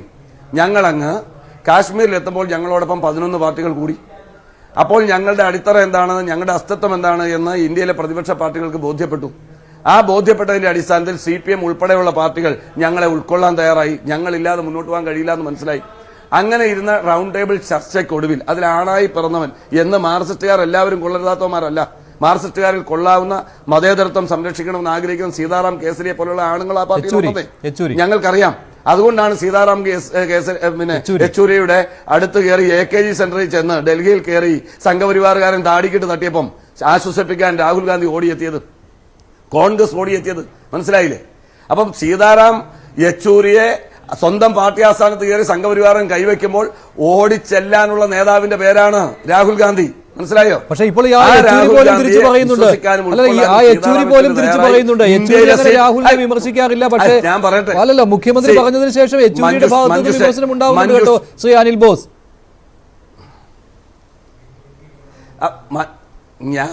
ഞാനതൊക്കെ പൊട്ടനല്ലോ, എനിക്കിതൊക്കെ അറിയാലോ. ഇരിക്കുമ്പോൾ ഞാനത് പറയുമല്ലോ. എനിക്ക് വളരെ വൈകിയാണല്ലോ ഞാൻ ഈ ചർച്ചയിൽ പങ്കെടുക്കുന്നത്. അതിന്റെ ഒരു അല്ലല്ല ഓർമ്മപ്പെടുത്തിയതിൽ എനിക്ക് അഭിപ്രായ വ്യത്യാസമില്ല. എനിക്ക് ആ പ്രിവിലേജ് അങ്ങ് എനിക്ക് തരണം. എനിക്ക് പ്രിവിലേജ് എന്ന് പറഞ്ഞാൽ VIP പ്രിവിലേജ് അല്ല, സംസാരിക്കാനുള്ള സമയം തരണം. കാരണം എനിക്ക് അരമണിക്കൂർ നഷ്ടപ്പെട്ടു പോയ ആളാണ്, അല്ലെങ്കിൽ 1-2 ഊഴം നഷ്ടപ്പെട്ടു പോയ ഒരാളാണ്. അപ്പം ആ സീതാറാം യെച്ചൂരി അടക്കമുള്ള ആളുകളെ സംരക്ഷിക്കാൻ നിലപാടെടുത്ത രാഹുൽ ഗാന്ധി, രാജ്യം മുഴുവൻ നടന്ന രാഹുൽ ഗാന്ധി, ഇന്ത്യയിലെ കോൺഗ്രസിന്റെ 7 സീറ്റ് CPMലെ ഇന്ത്യയിലെ നേതാക്കളോടുള്ള സ്നേഹത്തിന്റെ പേരിൽ ഞങ്ങൾ മത്സരിച്ചിരുന്ന 7 സീറ്റ് കൊടുത്ത പാർട്ടിയുടെ പേരാണ് ഇന്ത്യൻ നാഷണൽ കോൺഗ്രസ്. അതിന്റെ നേതാവിന്റെ പേരാണ് രാഹുൽ ഗാന്ധി. മനസ്സിലായില്ലേ? കേരളത്തിന് പുറത്ത് മത്സരിക്കുന്ന മുഴുവൻ CPM നേതാക്കളും മത്സരിക്കുന്ന സ്ഥാനാർത്ഥികളും രാഹുൽ ഗാന്ധിയുടെ പടം മാത്രമല്ല വെച്ച് വോട്ട് പിടിക്കുന്നത്, സോണിയാഗാന്ധിയുടെയും പ്രിയങ്കാ ഗാന്ധിയുടെയും മല്ലികാർജ്ജുൻ ഖാർഗെയുടെ പടം വെച്ച് മാത്രമല്ല വോട്ട് പിടിക്കുന്നത്, ആലപ്പുഴയിൽ മത്സരിക്കുന്ന ശ്രീ KC വേണുഗോപാലിന്റെ പടം വെച്ച് കൂടിയാണ് വോട്ട് പിടിക്കുന്നത്. അതുകൂടി നിങ്ങൾ മനസ്സിലാക്കിയിരിക്കുക. അങ്ങനെയെങ്കിൽ ഞാൻ ചോദിക്കുന്നു, പിണറായി വിജയനാണ് ഇന്ത്യ സഖ്യത്തിന്റെ നായകനെങ്കിൽ, അല്ലെങ്കിൽ അദ്ദേഹം അത്രയും പ്രമാണിയാണെങ്കിൽ, ആ മാർക്സിസ്റ്റ് പാർട്ടിക്ക് ഒരു മുഖ്യമന്ത്രിയല്ലേ ഉള്ളൂ? എന്തുകൊണ്ട് രാജസ്ഥാനിൽ അദ്ദേഹത്തെ പ്രചരണത്തിന് കയറ്റുന്നില്ല? തൊട്ടടുത്ത സംസ്ഥാനമായ തമിഴ്നാട്ടിൽ ഒരു പോസ്റ്ററിൽ പോലും അയാളുടെ പടം വയ്ക്കുന്നില്ല. അയാളെ കർണാടകയിൽ എന്തേ കയറ്റുന്നില്ല? അദ്ദേഹത്തെ ഈ പറയുന്ന CPM ഭരിച്ചു മുടിച്ച് കുട്ടിച്ചോറാക്കിയ ബംഗാളിൽ അവശിഷ്ടമുണ്ടല്ലോ, അവശിഷ്ട ആത്മാക്കൾ അവിടെ അവശേഷിക്കുന്നുണ്ടല്ലോ. ആ ആത്മാക്കൾ എന്തേ ബംഗാളിൽ കയറ്റുന്നില്ല? ആത്മാക്കൾ എന്തേ ത്രിപുരയിൽ കയറ്റുന്നില്ല? അപ്പം CPMലെ 100-ൽ 90 പേർക്കും വേണ്ടാത്ത എടുക്കാച്ചരക്കാണ് പിണറായി വിജയൻ. ആ പിണറായി വിജയൻ എടുക്കാച്ചരക്കാകുന്നു എന്നുള്ളത് കൊണ്ട് VS അച്യുതാനന്ദൻ എടുക്കാച്ചരക്കാണെന്ന് ഈ പ്രായത്തിലും ഞങ്ങൾ പറയുന്നില്ല. കേരളത്തിൽ CPMലെ ഏറ്റവും തലമുതിർന്ന നേതാവ് G സുധാകരൻ എടുക്കാച്ചരക്കാണ് എന്ന് ഞങ്ങൾ പറയുന്നില്ല. CPMൽ കൊള്ളാവുന്ന നേതാക്കന്മാരുണ്ടെങ്കിൽ അവരെ അംഗീകരിക്കുകയും അങ്ങനെയുള്ള CPMകാരെ അംഗീകരിക്കുകയും ചെയ്യുന്ന ആളാണ് ഞാൻ. എന്നെ പോലുള്ള കോൺഗ്രസുകാർ എന്തുകൊണ്ട് പിണറായി വിജയനെ ഞങ്ങൾ ആക്രമിക്കുന്നു, അല്ലെ പിണറായി വിജയനെ ഞങ്ങൾ എതിർക്കുന്നു, രാഹുൽ ഗാന്ധി വിമർശിക്കുന്നു എന്ന് ചോദിച്ചാൽ, സീതാറാം യെച്ചൂരിയെ വിമർശിക്കാത്ത, VS അച്യുതാനന്ദനെ വിമർശിക്കാത്ത, അതുപോലെ കൊള്ളാവുന്ന നേതാക്കന്മാരെ വിമർശിക്കാത്ത ഞങ്ങൾ പിണറായി വിജയനെ വിമർശിക്കുന്നുണ്ടെങ്കിൽ, പിണറായി വിജയനെതിരെ വർഷങ്ങളായി നടക്കുന്ന നിരവധി കേസുകളുണ്ട്. ആ കേസുകൾ എന്ന് പറയുന്നത് കൃത്രിമമായി സൃഷ്ടിച്ചവയല്ല. ആ സൃഷ്ടിച്ചവയല്ല എന്ന് പറയുന്നതിന്റെ കാരണം എന്താ? അത്തരം കേസുകൾ ഉണ്ടായി എന്ന ബോധ്യത്തിന്റെ അടിസ്ഥാനത്തിൽ കേന്ദ്ര ഏജൻസികൾക്ക് കത്തുകൊടുത്ത് കല്യാണം വിളിക്കുന്നത് പോലെ അന്വേഷിക്കാൻ വിളിച്ച ആളുടെ പേര് പിണറായി വിജയൻ എന്നാണ്. അങ്ങനെ അന്വേഷിക്കാൻ വരുന്ന ഏജൻസിക്കെതിരെ തന്റെ ഓഫീസിലേക്കും തന്റെ കുടുംബത്തേക്കും അന്വേഷണം നീളുമ്പോൾ തന്റെ പാർട്ടിക്കാരെ കൊണ്ട് ആ ഓഫീസുകളിലേക്ക് പ്രകടനം നടത്തിയ ആളുടെ പേര് പിണറായി വിജയൻ എന്നാണ്. അദ്ദേഹം ഇരിക്കുന്ന, മുഖ്യമന്ത്രി ഇരിക്കുന്ന സെക്രട്ടേറിയറ്റിൽ പ്രോട്ടോകോൾ ഓഫീസിൽ രേഖകൾ കത്തിച്ച ആളുടെ പേര്, ആ കത്തിക്കുന്നതിന് നേതൃത്വം നൽകിയ ആളുടെ പേര്, അതിന് സംരക്ഷണം നൽകിയ ആളുടെ പേര് പിണറായി വിജയൻ എന്നാണ്. ആ വന്ന ഏജൻസികൾ ശരിയായ അന്വേഷണം നടത്തുമ്പോൾ അന്വേഷണം ശരിയല്ല എന്ന് പറഞ്ഞ് അവർക്കെതിരെ വിജിലൻസ് അന്വേഷണം പ്രഖ്യാപിച്ച വ്യക്തിയുടെ പേര് പിണറായി വിജയൻ. ശരിയാണ് ശ്രീ അൽബാസ്. പക്ഷേ ഒരു കാര്യം പക്ഷേ ഈ പറയുന്ന അന്വേഷണ ഏജൻസികളെ വിശ്വാസമില്ലാത്ത ആളാണല്ലോ രാഹുൽ ഗാന്ധി. അല്ല, ഈ പറയുന്ന അന്വേഷണ ഏജൻസികളെ വിശ്വാസമില്ലെന്ന് പറയുന്ന ആളുടെ പേരാണല്ലോ രാഹുൽ ഗാന്ധി. അപ്പോൾ കേരളത്തിൽ വന്ന് മത്സരിക്കാൻ വരുമ്പോൾ മാത്രം രാഹുൽ ഗാന്ധിക്ക് ഈ ഏജൻസികളെ വിശ്വാസം വരുന്നത് എന്തുകൊണ്ടാണ്? അങ്ങനെയാണെങ്കിൽ നിങ്ങൾ തെളിച്ചു പറയണം, കേന്ദ്ര അന്വേഷണ ഏജൻസികളെ കൊണ്ട് ഒരു കുഴപ്പവുമില്ല എന്ന്. അത് പറയുമോ നിങ്ങൾ? ഞങ്ങൾ പറയുന്നത് എന്താണെന്ന് നിങ്ങൾ കേട്ടോളൂ. കോൺഗ്രസ് പറയുന്നത് എന്താ? കേന്ദ്ര അന്വേഷണ ഏജൻസികൾ അന്വേഷിക്കരുതെന്ന് കോൺഗ്രസ് പറഞ്ഞിട്ടില്ല. കോൺഗ്രസ് നേതാക്കൾക്കെതിരെ അടക്കം കേസെടുക്കരുത് എന്ന് ഞങ്ങൾ പറഞ്ഞിട്ടില്ല. മതിയായ തെളിവുകളും പ്രാപ്യമായ ബോധ്യവും ഉണ്ടെങ്കിൽ ആർക്കെതിരെയും കേസെടുക്കുന്നതിന് ഞങ്ങൾ എതിരല്ല. ഞങ്ങളുടെ കണ്ണായ കരളായ കർണാടകയുടെ ഉപമുഖ്യമന്ത്രിയും ഇന്നത്തെ KPCC പ്രസിഡന്റുമായ DK ശിവകുമാറിനെ അറസ്റ്റ് ചെയ്തു, ജയിലിലടച്ചു, തീഹാറിൽ കൊണ്ടുപോയി. ഞങ്ങൾ ആ നിയമം ഫോളോ ചെയ്തു. ED കോടതിയും സുപ്രീം കോടതിയും അദ്ദേഹത്തെ കുറ്റവിമുക്തനാക്കി. ഞങ്ങൾ ഫൈറ്റ് ചെയ്തു. അവിടെ സോണിയാഗാന്ധി പോയി, രാഹുൽ ഗാന്ധി പോയി, KC വേണുഗോപാൽ പോയി പിന്തുണ പ്രഖ്യാപിച്ചു. ഞാൻ ചോദിക്കട്ടെ, P ചിദംബരം പല കേസുകളുമുണ്ട്. കേജ്രിവാളിന്റെ കേസ് ഇപ്പോൾ നടക്കുന്നുണ്ട്. അതുപോലെ തന്നെ സംസ്ഥാനത്തും സർക്കാർ ഫൈറ്റ് ചെയ്യുന്നുണ്ടല്ലോ. നിയമപരമാണെങ്കിൽ നിയമപരമായ വഴിയിലൂടെ മുന്നോട്ട് പോകുന്നുണ്ടല്ലോ. അപ്പോൾ മറ്റ് സംസ്ഥാനങ്ങളിൽ ഒരു രീതി, കേരളത്തിൽ മറ്റൊരു രീതി. അത് കോൺഗ്രസ് പാലിക്കുന്നതാണ് ഈ പ്രശ്നത്തിന് കാരണം കേന്ദ്ര ഏജൻസികളുടെ കാര്യത്തിൽ. അങ്ങനെയാണ് ഞാൻ പറയുന്നത് കേൾക്കാൻ സൗമനസ്യം കാണിക്കാത്തതുകൊണ്ടാണ്. ഞാൻ എന്താണ് പറയുന്നത് താങ്കൾക്ക് മനസ്സിലായില്ല. ഞാൻ ചോദിക്കുന്നത്, P ചിദംബരത്തിനെ അറസ്റ്റ് ചെയ്ത് തീഹാറിൽ കൊണ്ടുപോയപ്പോൾ സോണിയാഗാന്ധി കാണാൻ പോയി, രാഹുൽ ഗാന്ധി കാണാൻ പോയി, KC വേണുഗോപാൽ കാണാൻ പോയി, പ്രിയങ്ക ഗാന്ധി കാണാൻ പോയി, DK ശിവകുമാറിനെ കാണാൻ പോയി. അതേസമയം മറ്റു പല കോൺഗ്രസ് നേതാക്കളെ അറസ്റ്റ് ചെയ്തപ്പോൾ ഞങ്ങൾ കാണാൻ പോയില്ലല്ലോ. എന്തുകൊണ്ടാണ് പോകാഞ്ഞത്? കോൺഗ്രസ് പാർട്ടിയുടെ എല്ലാവരെയും അറസ്റ്റ് ചെയ്യുമ്പോൾ ഞങ്ങൾ എന്താ പോകാഞ്ഞത്? അതിനൊരു പൊളിറ്റിക്സ് ഇല്ലേ? എന്തായിരിക്കും ആ പൊളിറ്റിക്സ്? അതാണ് എന്റെ ചോദ്യം. അങ്ങനെ ഉള്ള ആളുകളെ ഞങ്ങൾ കാണാൻ പോകാത്ത ആളുകളുണ്ടെങ്കിൽ, പാർട്ടി തലത്തിൽ സംരക്ഷണം കൊടുക്കാത്ത ആളുകളുണ്ടെങ്കിൽ അവർക്കെതിരെയുള്ള ആരോപണം ശരിയാണ് എന്ന ബോധ്യം ഞങ്ങൾക്ക് കൂടി ഉള്ളപ്പോൾ ഞങ്ങൾ അതിനെ പിന്തുണയ്ക്കും. ഞങ്ങൾ അതിനെ എതിർക്കില്ല, ഞങ്ങൾ അതിനെ ചലഞ്ച് ചെയ്തില്ല. അങ്ങനെ ജയിലിൽ പോകുന്ന ആളുകൾക്ക് ഞങ്ങൾ സംരക്ഷണം കൊടുക്കത്തില്ല. പക്ഷേ കേജ്രിവാളിന്റെ കാര്യത്തിൽ നിങ്ങൾ തന്നെ അഴിമതി ആരോപണം ഉന്നയിക്കുന്നു, നിങ്ങൾ തന്നെ അഴിമതി ആരോപണം ഉന്നയിച്ചു തുടങ്ങുന്നു. ആളെ അറസ്റ്റ് ചെയ്യുമ്പോൾ നിങ്ങൾ തന്നെ അതിനെതിരെ രംഗത്ത് വരുന്നു. അങ്ങനെ ഒന്നുകൂടിയുണ്ട്. കേജ്രിവാളിന്റെ കാര്യത്തിൽ അങ്ങനെ സംഭവിക്കുകയും ചെയ്തു. ശരി, ഞാൻ ഒന്ന് ഇടപെടുകയാണ്. ഇടവേള വേണം. ഇടവേളയ്ക്ക് ശേഷം മടങ്ങിയെത്താം. ഇടവേളയ്ക്ക് ശേഷം ഒരു വരി പറയാൻ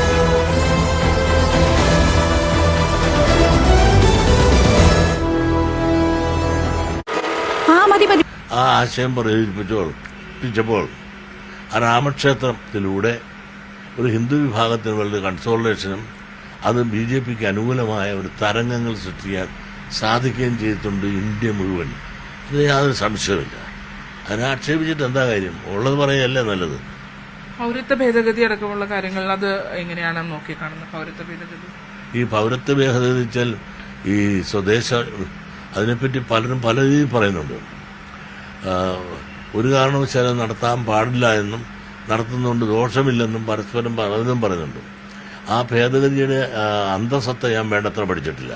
അത് വിദേശികൾക്ക് അല്ലെങ്കിൽ അന്യ സംസ്ഥാനത്തിന് പാകിസ്ഥാൻകാർക്കും ബംഗാളുകാർക്കും ഇവിടെ കയറി അംഗത്വം സ്വീകരിച്ചുകൊണ്ട് ഇന്ത്യൻ ജനാധിപത്യത്തെ വോട്ട് കൊണ്ട് ഹൈജാക്ക് ചെയ്യാനുള്ള അവസരം ഇല്ലാതാക്കുന്ന ഒരു നിയമമാണ് അതെങ്കിൽ അത് നല്ലത് തന്നെയാണ്.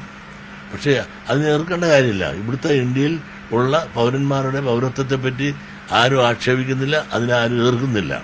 ഈ രാമക്ഷേത്രം അടക്കമുള്ള വിഷയങ്ങളെ ഉത്തരേന്ത്യൻ സംസ്ഥാനങ്ങളിലൊക്കെ വലിയ വോട്ടിംഗ് പാറ്റേണിലൊക്കെ മാറ്റം വരുത്തുമെങ്കിൽ അത് കേരളത്തിൽ പ്രതിഫലിക്കുമെന്ന് തോന്നുന്നുണ്ടോ?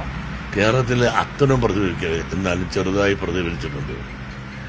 കാരണം ഈശ്വരവിശ്വാസത്തിന്റെ പേര് നോക്കിയാൽ വടക്കേ ഇന്ത്യയിൽ ഈശ്വരവിശ്വാസം നമ്മളെക്കാൾ വളരെ കൂടുതലാണ്. രാമനായാലും കൃഷ്ണനായാലും അതുപോലെ ഗോക്കളായാലും പശുക്കളെ ദൈവമായിട്ടല്ല ഇവിടെ കാണുന്നത്, നമ്മളിവിടെ ദൈവമായിട്ട് കാണുന്നില്ല. അങ്ങനെ ഈ ആത്മീയപരമായ ചിന്ത അല്ലെങ്കിൽ ഈശ്വര വിചാരം മറ്റേ ഇന്നത്തേക്കാളും മറ്റേ കൂടിയിട്ടുള്ളൊരു സ്ഥലമാണ് വടക്കേ ഇന്ത്യ. അത്രയും തെക്കേ ഇന്ത്യയില്ല. ആ തെക്കേ ഇന്ത്യ ഇല്ലാത്തതുകൊണ്ടാണ് നമുക്ക് അത്രയും വികാരം ഇല്ലാത്തത്. എന്നാൽ തന്നെ രാമക്ഷേത്രം എന്ന് പറയുമ്പോൾ ആ നമ്മുടെ ഒരു ആത്മീയമായ ഒരു വിശ്വാസത്തിൻ്റെ അല്ലെങ്കിൽ ഈശ്വരവിശ്വാസത്തിൻ്റെ ആ പേരിൽ രാമനെ നമ്മൾ ഇഷ്ടപ്പെടുന്നതുകൊണ്ട് രാമക്ഷേത്രത്തെ ബഹുമാനിക്കുന്നു, ആദരിക്കുന്നു. പക്ഷെ അത് അതിന് കവിഞ്ഞുള്ള ഒരു സ്വയം നശിച്ചുകൊണ്ടുള്ളൊരു സ്നേഹമല്ല. അത് ഹൃദയത്തിൽ നിന്നുള്ള ഈശ്വരവിശ്വാസത്തിൻ്റെ പേരിലുള്ള ആ സ്നേഹവും അർപ്പണമനോഭാവവും നമ്മുടെ കേരളത്തിലുള്ളവർക്കുണ്ട്. അത് മുഴുവൻ ആ പേര് വെച്ചുകൊണ്ട് അത് വോട്ട് ബാങ്കൊക്കെ നോക്കുമോ എന്ന് ചോദിച്ചാൽ അത് മുഴുവനായി സാധിക്കില്ല. കുറേയൊക്കെ BJPക്ക് സാധിച്ചിട്ടുണ്ട് താനും. ഇന്ത്യ എന്ന് പറഞ്ഞ ആ മുന്നണിയായിരുന്നു നിരക്കില്ല. എല്ലാവരും തന്നെ മോദി ഗവൺമെന്റ് ഇനിയും തിരിച്ചു വരും എന്ന് തന്നെ വിശ്വസിക്കുന്നുണ്ട്.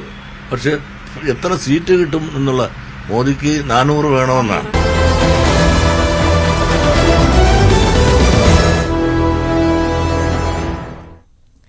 കേരളത്തിലെ ഇന്ത്യ സഖ്യത്തിലെ പോര് ഗുണം ചെയ്യുന്നത് ആർക്കാണ്? ശ്രീ അനിൽ ബോസ്, പക്ഷേ ഇവിടെ മറ്റൊരു കാര്യം കൂടിയുണ്ട്.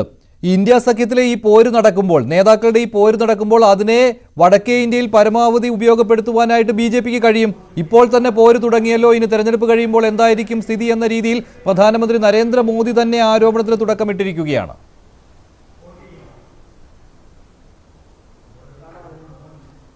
ഡൽഹിയിൽ 7 പാർലമെന്റ് സീറ്റാണുള്ളത്, 7ഉം BJPയുടെയിലാണ്.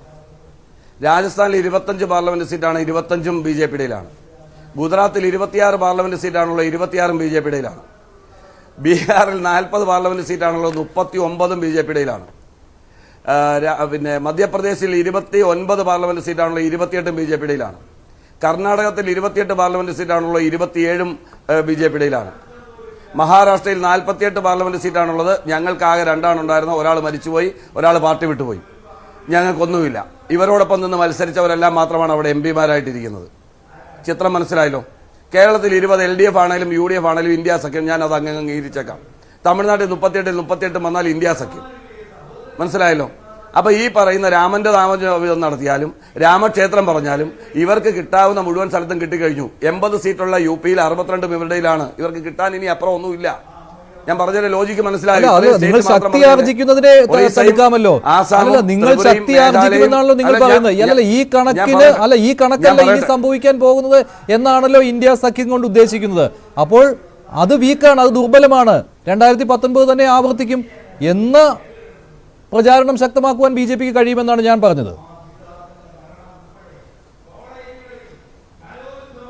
അല്ല, 2019 ആവർത്തിക്കത്തില്ല എന്ന് വ്യക്തമാക്കാനാണ് ഞാൻ ഉദ്ദേശിക്കുന്നത്. അവർ നടത്തുന്ന പ്രൊപ്പഗണ്ട രാഷ്ട്രീയത്തിന് പുറകെ പോയിട്ട് കാര്യമില്ല. അവർക്ക് 353 സീറ്റുണ്ട് മഞ്ജുഷെ ഇന്ത്യൻ പാർലമെന്റിൽ നിലവിൽ. BJPക്കും സഖ്യകക്ഷികൾക്കും കൂടി, BJPക്ക് മാത്രം 303, സഖ്യകക്ഷികൾക്ക് എല്ലാം കൂടി 353. ഇവരുടെ കൂടെ ഇല്ലാത്ത 50, പ്രതിപക്ഷം, ഇതെല്ലാം കൂടി വരുമ്പോൾ 190. നിങ്ങൾ കണക്കെടുത്തോ. 190-ൽ നിന്നൊരു ഗവൺമെന്റിലേക്ക് എത്താൻ പ്രതിപക്ഷത്തിന് 82 സീറ്റ് മതി. 82-ന് ഞാൻ അതാ പറഞ്ഞത്.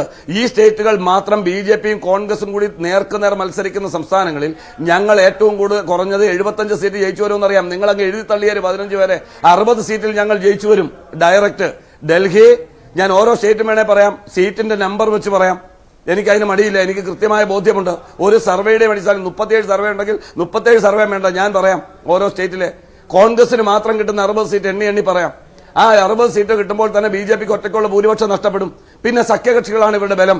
ആ ബലത്തെ അതിജീവിക്കാൻ കഴിയുന്ന ആം ആദ്മി 10 സീറ്റുമായി വരും, RJD 15 സീറ്റുമായിട്ട് വരും, ശിവസേന 15 സീറ്റുമായിട്ട് വരും. മനസ്സിലായോ? അപ്പൊ 30, 10, 40 അപ്പോൾ തന്നെയായി. മനസ്സിലായോ? NCPയുടെ 44, അതുപോലെ തന്നെ സമാജ്വാദി പാർട്ടി നിലവിലുള്ള 4-നേക്കാൾ വർദ്ധിപ്പിച്ചുകൊണ്ട് 7, 8 ആയിട്ട് അത് വർദ്ധിപ്പിക്കും. അതുപോലെ ഓരോ സ്റ്റേറ്റിലും നിങ്ങൾ എടുത്തോ, 6 സീറ്റുണ്ട് കാശ്മീരിൽ. നാഷണൽ കോൺഫറൻസും ഒമർ അബ്ദുള്ളയുടെ പാർട്ടിയും മെഹബൂബയുടെ പാർട്ടിയും കോൺഗ്രസും കൂടി അവിടെ 6 സീറ്റും ജയിച്ചു വരും. പഞ്ചാബിൽ 13 സീറ്റുണ്ട്. 13 സീറ്റിൽ ആം ആദ്മി ജയിച്ചാലും കോൺഗ്രസ് ജയിച്ചാലും ഇന്ത്യ സഖ്യമാണ്. ശരി, താങ്കളുടെ സർവേ താങ്കൾക്ക് പ്രധാനപ്പെട്ടതാണ്. താങ്കൾക്കുണ്ട്. അപ്പോൾ കേരളത്തിൽ നടക്കുന്നത് വെറും ഒരു തമാശ, അങ്ങനെ മാത്രം കണക്കാക്കിയാൽ മതി. അങ്ങോട്ടും ഇങ്ങോട്ടും ഒക്കെ ഞങ്ങൾ ചെളിവാരി അറിയും, പക്ഷേ തെരഞ്ഞെടുപ്പ് കഴിയുമ്പോൾ ഞങ്ങൾ ഒന്നാണ്. അല്ലല്ല, കേരളത്തിൽ അല്ലല്ല, കേരളത്തിലെ വെറും തമാശയല്ല. ഇന്ത്യയിലെ CPM, ഇന്ത്യയിലെ ഇടതുപക്ഷ മതേതര നിലപാട് ഉള്ള പാർട്ടി, അത് ദേശീയ തലത്തിലുള്ള നേതാക്കൾ കൃത്യമായ ആർജവത്തോടെ കോൺഗ്രസിന്റെ പ്രാധാന്യവും മറ്റ് കക്ഷികളുടെ പ്രാധാന്യവും അറിഞ്ഞ് ഒരു മ്യൂച്വൽ അണ്ടർസ്റ്റാൻഡിംഗിൽ പോകുമ്പോൾ അതിനൊപ്പം നിൽക്കാൻ, യെച്ചൂരിക്കൊപ്പം നിൽക്കാൻ പിണറായി വിജയന് കഴിയുന്നില്ല. യെച്ചൂരി പോലെയുള്ള നേതാക്കൾ പോലും കേരളത്തിൽ വരുമ്പോൾ മറിച്ചാണ് ശ്രീ അനിൽബോസ് പറയുന്നത്. താങ്കൾ മകളും പി കൃഷ്ണദാസ് മറുപടി. ശ്രീ പി കൃഷ്ണദാസ് മറുപടി. അല്ല, ഞാൻ അല്ലല്ല, സമയമില്ല, അതുകൊണ്ടാണ് കൃഷ്ണദാസ് മറുപടി. ഞാൻ ചോദിക്കുന്നത് ഒറ്റ സെക്കൻഡ്, എന്താണ്? അല്ല, ഒറ്റ സെക്കൻഡ്, എനിക്കിനി സമയം തരണ്ട. ഒറ്റ സെക്കൻഡ്. എനിക്കിനി സമയം തരണ്ട. എന്റെ സമയം കൂടെ കൃഷ്ണദാസനോ അല്ലെങ്കിൽ CPM-ന്റെ പ്രതിനിധിക്കോ കൊടുത്തോ. എനിക്ക് പരാതിയില്ല. എനിക്കിനി സമയം തരണ്ട. പക്ഷെ ഞാൻ വളരെ കൃത്യമായി പറയാൻ ആഗ്രഹിക്കുന്നു, ഇന്ത്യയിലെ ഏക മുഖ്യമന്ത്രി പ്രതിക്കൂട്ട് നിൽക്കുമ്പോൾ CPM-ന്റെ അഖിലേന്ത്യാ സെക്രട്ടറി ഇവിടെ വന്ന് അദ്ദേഹത്തെ അനുകൂലിക്കുക എന്ന് പറയുന്ന ഒരു കേവല മര്യാദയുടെ ഭാഗം മാത്രമായിട്ട് ഞങ്ങൾ കാണുകയാണ്. അതിനപ്പുറം ഒരു പ്രാധാന്യം അതിനില്ല. പക്ഷേ ഇന്ത്യയിലെ നിങ്ങൾ പരാതി കൊടുത്ത് ഒരു മുഖ്യമന്ത്രി ജയിലിൽ കിടപ്പുണ്ട്. ശരി, പി കൃഷ്ണദാസ് മറുപടി. പിണറായി വിജയന്റെ പ്രശ്നം, പിണറായി വിജയന്റെ മകൻ, മരുമകൻ, അമ്മായിയപ്പൻ, ആ കുടുംബം, ആ സംരക്ഷണമാണ് പിണറായി വിജയന്റെ ലക്ഷ്യം. അതിനുവേണ്ടിയാണ് ഒരു പാർട്ടിയെ ഒറ്റുകൊടുത്തുകൊണ്ട് BJP-ക്കൊപ്പം നിൽക്കുന്നത്. ഒരു പാർട്ടിയെ ഒത്തുതീർപ്പുണ്ടാക്കിയിരിക്കുന്നത്. BJP-ക്കൊപ്പം പിണറായി വിജയൻ എന്നാണ് ഇന്ന് പ്രിയങ്ക ഗാന്ധിയും പറഞ്ഞത് ഈ കാര്യമാണ്.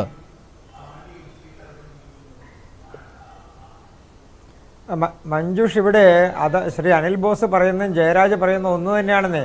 അതിൻ്റെ പ്രധാനപ്പെട്ട കാരണം ഞാൻ അതുകൊണ്ട് തുടക്കത്തിൽ തന്നെ സൂചിപ്പിച്ചത്, അത് മഞ്ജുഷ് അതിനെ തമാശയായിട്ടാണ് കാണുന്നത്. അത് തമാശയല്ല, ജനവഞ്ചനയും കള്ളത്തരവും പ്രചരിപ്പിക്കുക, നുണ പ്രചരിപ്പിക്കുക എന്നുള്ളതിൻ്റെ ഭാഗമാണിത്. കേരളത്തിൽ നടക്കുന്നത് ഒരു നുണപ്രചരണമാണ്. ഞങ്ങൾ രണ്ട് തട്ടിലാണ് എന്ന് മുഖ്യമന്ത്രിയും രാഹുൽ ഗാന്ധിയും പ്രിയങ്ക ഗാന്ധിയും എല്ലാം പരസ്പരം പറയുക എന്നുള്ളതിനേക്കാൾ അപ്പുറത്ത് ഇവരെല്ലാം ഒന്നാണെന്ന് പരസ്പരം പറയുകയല്ലേ. കേരളത്തിന് പുറത്ത്, വാളയാറിന് പുറത്ത്, കാസർഗോഡിന് പുറത്ത് ഞങ്ങളെല്ലാം ഒന്നാണ്, എല്ലാവരും ജയിച്ചു വന്നാൽ ഞങ്ങളുടെ മുന്നണിയിലാണ്, ഞങ്ങളെല്ലാം ഒരുമിച്ചാണ് ഭരിക്കാൻ പോകുന്നത്. ഇത് പറയുമ്പോൾ തന്നെ അതിലൊരു കള്ളത്തരമില്ലേ, ഒരു ജനവഞ്ചനയില്ലേ? ജനങ്ങളെ എന്തിനാണ് ഇങ്ങനെ പറ്റിക്കുന്നത്? അതാണ് ഇന്ന് ബഹുമാനപ്പെട്ട പ്രധാനമന്ത്രി സൂചിപ്പിച്ചത്. കേരളത്തിൽ നടക്കുന്ന അടി എന്ന് പറയുന്നത് ഒന്നുകിൽ ഈ യഥാർത്ഥത്തിലുള്ള അടി, അതല്ല എന്നുണ്ടെങ്കിൽ അല്ല, ഞാനൊന്ന് പൂർത്തിയാക്കട്ടെ. അങ്ങ് വഴങ്ങുമെങ്കിൽ എന്താ ഒരു സെക്കൻഡ്, എന്തൊരു സെക്കൻഡ് അല്ലല്ല, കൃഷ്ണദാസ് പറയട്ടെ. അല്ലല്ല, താങ്കൾ ഒരുപാട് സംസാരിച്ചാണ്. കൃഷ്ണദാസ് പറയട്ടെ. കേട്ടോണ്ടിരിക്കല്ലേ, പിന്നെന്ത് പറയാൻ? ഒരു സെക്കൻഡ്. അങ്ങ് വഴങ്ങുമെങ്കിൽ അല്ലല്ല, കുറെ നേരമായിട്ട് ഞങ്ങൾ കേട്ടോണ്ടിരിക്കുകയാണ്. ഈ രാജ്യത്തെ ജനാധിപത്യ സംവിധാനത്തെ കാലാകാലങ്ങളെ വഞ്ചിച്ചുകൊണ്ടിരിക്കുന്ന ആളുകൾ, അതേ ആളുകൾ അവരുടെ പ്രകടന പത്രികയിൽ ഏതെങ്കിലും കാര്യങ്ങൾ ഈ രാജ്യത്തിന്റെ ജനാധിപത്യ സംവിധാനത്തെ കുറിച്ച് പറഞ്ഞിട്ടുണ്ടോ? ആർട്ടിക്കിൾ 15, ആർട്ടിക്കിൾ 26, 29, 30 എന്നൊക്കെ പറയാൻ ആർട്ടിക്കിൾ 14, 19, 21 പറയാൻ മടിയാണെന്നേ. കാരണം ജനങ്ങളുടെ അവകാശത്തെ സംബന്ധിച്ച്, ജനങ്ങളുടെ ജനാധിപത്യ അവകാശത്തെ സംബന്ധിച്ച് പറയേണ്ട സ്ഥലങ്ങളിൽ ഇവർ മൗനമാണ്. വികസനത്തെ സംബന്ധിച്ച് കേരളത്തിൽ പിണറായി സർക്കാരിൻ്റെ ഫണ്ട് കിട്ടുന്നില്ല എന്ന് പറഞ്ഞു. 19 MP-മാർ എന്തുകൊണ്ട് പാർലമെന്റിൽ പറഞ്ഞില്ല എന്ന് കോൺഗ്രസ്സുകാർ ചോദിച്ചപ്പോൾ കോൺഗ്രസ്സുകാർ പറയുന്നത് ഇവിടെ അഴിമതിയാണ്. എന്താ അഴിമതിയെ സംബന്ധിച്ച് പറയുമ്പോൾ നിങ്ങൾക്ക് എത്ര മടി? പിണറായി വിജയൻ അഴിമതിയെക്കുറിച്ച് പറയാൻ എന്താ എത്ര വലിയ മടി? മുഖ്യമന്ത്രിക്കെതിരെ നടപടി സ്വീകരിക്കാൻ കേന്ദ്ര ഗവൺമെന്റ് തയ്യാറാകുമ്പോൾ നിങ്ങൾ അതിനെ എതിർക്കുന്ന ആളുകളല്ലേ?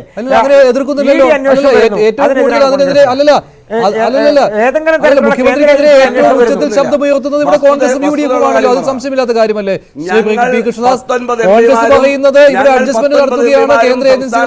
വിമർശിക്കുകയും കേന്ദ്ര സർക്കാരിനെ വിമർശിക്കേണ്ട സന്ദർഭങ്ങളിൽ വിമർശിക്കുകയും കേരളത്തിന്റെ പൊതു താല്പര്യം മുൻനിർത്തി ഇടപെടുകയും ചെയ്യുന്നവരാണ് UDF-ന്റെ 19 MP-മാരും. കേരളത്തിന്റെ പൊതു താല്പര്യത്തോടൊപ്പം കൃഷ്ണദാസ്, താങ്കൾ പറഞ്ഞതിൽ വൈരുദ്ധ്യമുണ്ട്.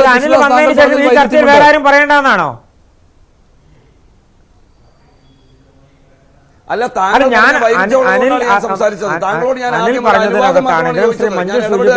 വൈരുദ്ധ്യത്തെക്കാൾ അപ്പുറത്ത് അത് നടക്കുന്ന ഒരു മോക്ക് ഡ്രില്ല് മാത്രമാണെന്നേ. ഇവിടെ നടക്കുന്ന ഒരു മോക്ക് ഡ്രില്ല് മാത്രമാണ്. ഇതെന്താ നടക്കുന്നത്? പ്രിയങ്ക ഗാന്ധി ഒന്ന് പറയുന്നു, രാഹുൽ ഗാന്ധി ഒന്ന് പറയുന്നു, പിണറായി വിജയൻ മറ്റൊന്ന് പറയുന്നു. ഞങ്ങൾ രണ്ട് തട്ടിലാണ് എന്നുള്ളൊരു രാഷ്ട്രീയം കൊണ്ടുവരാൻ വേണ്ടിയുള്ള ശ്രമം നടത്തുക എന്നുള്ളതല്ലാതെ എവിടെയാണ് രണ്ട് തട്ടിലുള്ളത്? കേരളത്തിന് പുറത്തുവരുടെ രാഷ്ട്രീയം എന്താ? ശ്രീ യെച്ചൂരി എന്താ പറയുന്നത്? ഈ കേരളത്തിൽ വന്നുകൊണ്ട് BJP-ക്കെതിരായിട്ടുള്ള രാഷ്ട്രീയം പറയുക എന്നുള്ളതിനേക്കാൾ അപ്പുറത്ത് ശരി, അങ്ങനെയാണെങ്കിൽ പിന്നെ ഇവർക്ക് ഒരുമിച്ച് മത്സരിച്ചാൽ പോരെ? എന്താ ഒരുമിച്ച് മത്സരിച്ചാൽ ബുദ്ധിമുട്ട്? ഇവർ മത്സരിച്ചാൽ ജയിക്കാൻ പോകുന്നത്, ജയിച്ചു കഴിഞ്ഞാൽ പിന്തുണക്കാൻ പോകുന്ന രാഹുൽ ഗാന്ധി ആണെങ്കിൽ എന്തിനാ രണ്ടായിട്ട് മത്സരിക്കുന്നത്? ഒരുമിച്ച് മത്സരിച്ചാൽ പോരെ? പിന്നെ ശ്രീ അനിൽ ബോസ് പറയുന്നത് രാജ്യത്തെ എല്ലാ സംസ്ഥാനങ്ങളിലും BJP-ക്ക് വോട്ടുകൾ പരമാവധി കിട്ടിക്കഴിഞ്ഞു, സീറ്റുകൾ പരമാവധി കിട്ടിക്കഴിഞ്ഞു, അതുകൊണ്ട് ഇനി ഞങ്ങൾ എല്ലാ സ്ഥലവും പിടിച്ചടക്കാൻ പോവുകയാണെന്ന്. ശ്രീ അനിൽ ബോസ്, ഈ തെരഞ്ഞെടുപ്പ് കഴിയുന്നതോടുകൂടി എന്തായിരിക്കും ഈ രാജ്യത്തെ കോൺഗ്രസിന്റെ അവസ്ഥ എന്നുള്ളത് നിങ്ങൾ കാണാൻ വേണ്ടി പോവുകയാണ്. ഈ രാജ്യത്തെ ഓരോ സംസ്ഥാനങ്ങളും എന്തുകൊണ്ടാണ് രാഹുൽ ഗാന്ധി കേരളത്തിൽ വന്ന് വീണ്ടും മത്സരിക്കുന്നത്? ഉത്തർപ്രദേശിൽ മത്സരിക്കുന്നില്ല, പോട്ടെ, ഉത്തർപ്രദേശിൽ ജയിക്കില്ല, പോട്ടെ, ആയിക്കോട്ടെ. ചലഞ്ച് താങ്കൾ ഏറ്റെടുക്കാൻ തയ്യാറുണ്ടോ? താങ്കൾ ഏറ്റെടുക്കാൻ തയ്യാറുണ്ടോ? ശ്രീ കൃഷ്ണദാസ് ഏറ്റെടുക്കാൻ തയ്യാറുണ്ടോ? നേരത്തെ ഇവിടെ അനിൽ ബോസ് കുറെ കാര്യങ്ങൾ പറഞ്ഞിരുന്നു കോൺഗ്രസിൽ ഉണ്ടാകാൻ പോകുന്ന നേട്ടങ്ങളെ കുറിച്ച്. ചലഞ്ച് ഏറ്റെടുക്കാൻ താങ്കൾ തയ്യാറുണ്ടോ? അല്ല, നിങ്ങളുടെ ചലഞ്ച് പറഞ്ഞോ? ഒരു ചലഞ്ച് ഏറ്റെടുക്കാൻ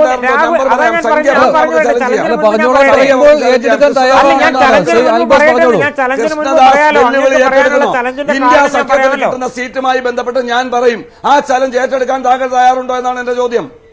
ഇന്ത്യ സഖ്യത്തിന് കിട്ടുന്ന സീറ്റ് ഞാൻ ഈ ചർച്ചയിൽ പറയും, ആ ചലഞ്ച് ഏറ്റെടുക്കാൻ കൃഷ്ണദാസ് BJP പ്രതിനിധി തയ്യാറുണ്ടോ എന്നാണ് എന്റെ ചോദ്യം.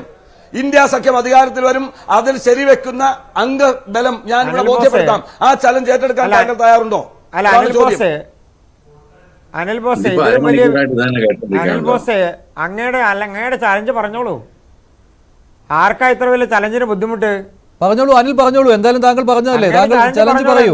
ചലഞ്ചിന് ബുദ്ധിമുട്ട് ചലഞ്ച് നിങ്ങളുടെ അഖിലേന്ത്യാ നേതാവ് കേരളം മുഴുവൻ രാജ്യം മുഴുവൻ യാത്ര നടത്തിയെന്ന് പറഞ്ഞല്ലോ, വലിയ ചലഞ്ചുമായിട്ട്. എന്തായിരുന്നു ചലഞ്ചിന്റെ റിസൾട്ട്? സംസ്ഥാനങ്ങളിലേക്കുള്ള തെരഞ്ഞെടുപ്പ്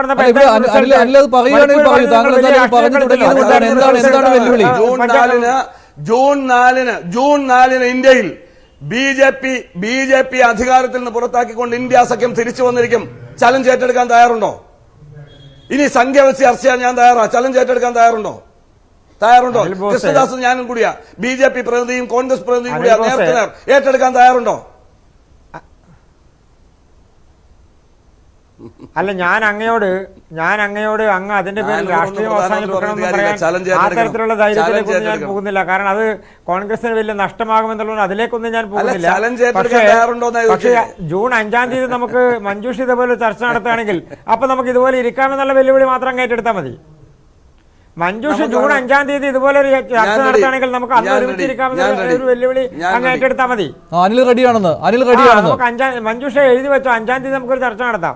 അപ്പോ മഞ്ജുഷ് മഞ്ജുഷിന്റെ ഒപ്പം അനിൽ ബോസും കൂടി ചർച്ചയിലിട്ടായാൽ മതി. അത്രേ ഉള്ളൂ.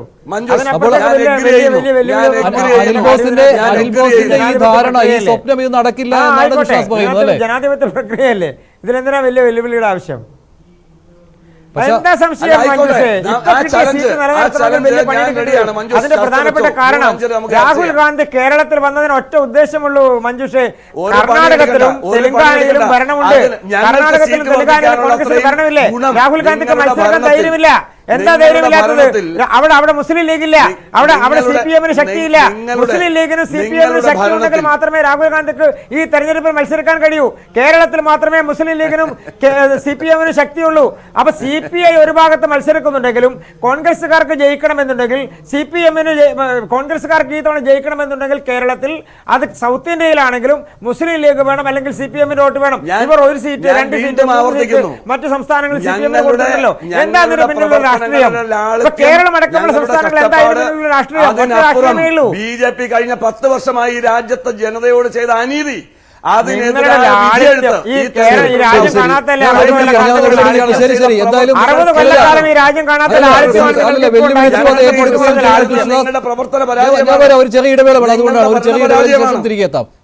നമുക്ക് ജൂൺ 5-ാം തീയതി ഈ ചർച്ചയിൽ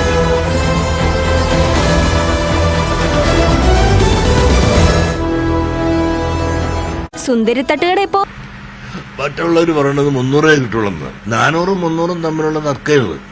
അതിൽ മോദി അടുത്ത ടൈമിലും ഭരിക്കുമെന്നുള്ള കാര്യത്തിൽ ആർക്കും തർക്കമില്ല.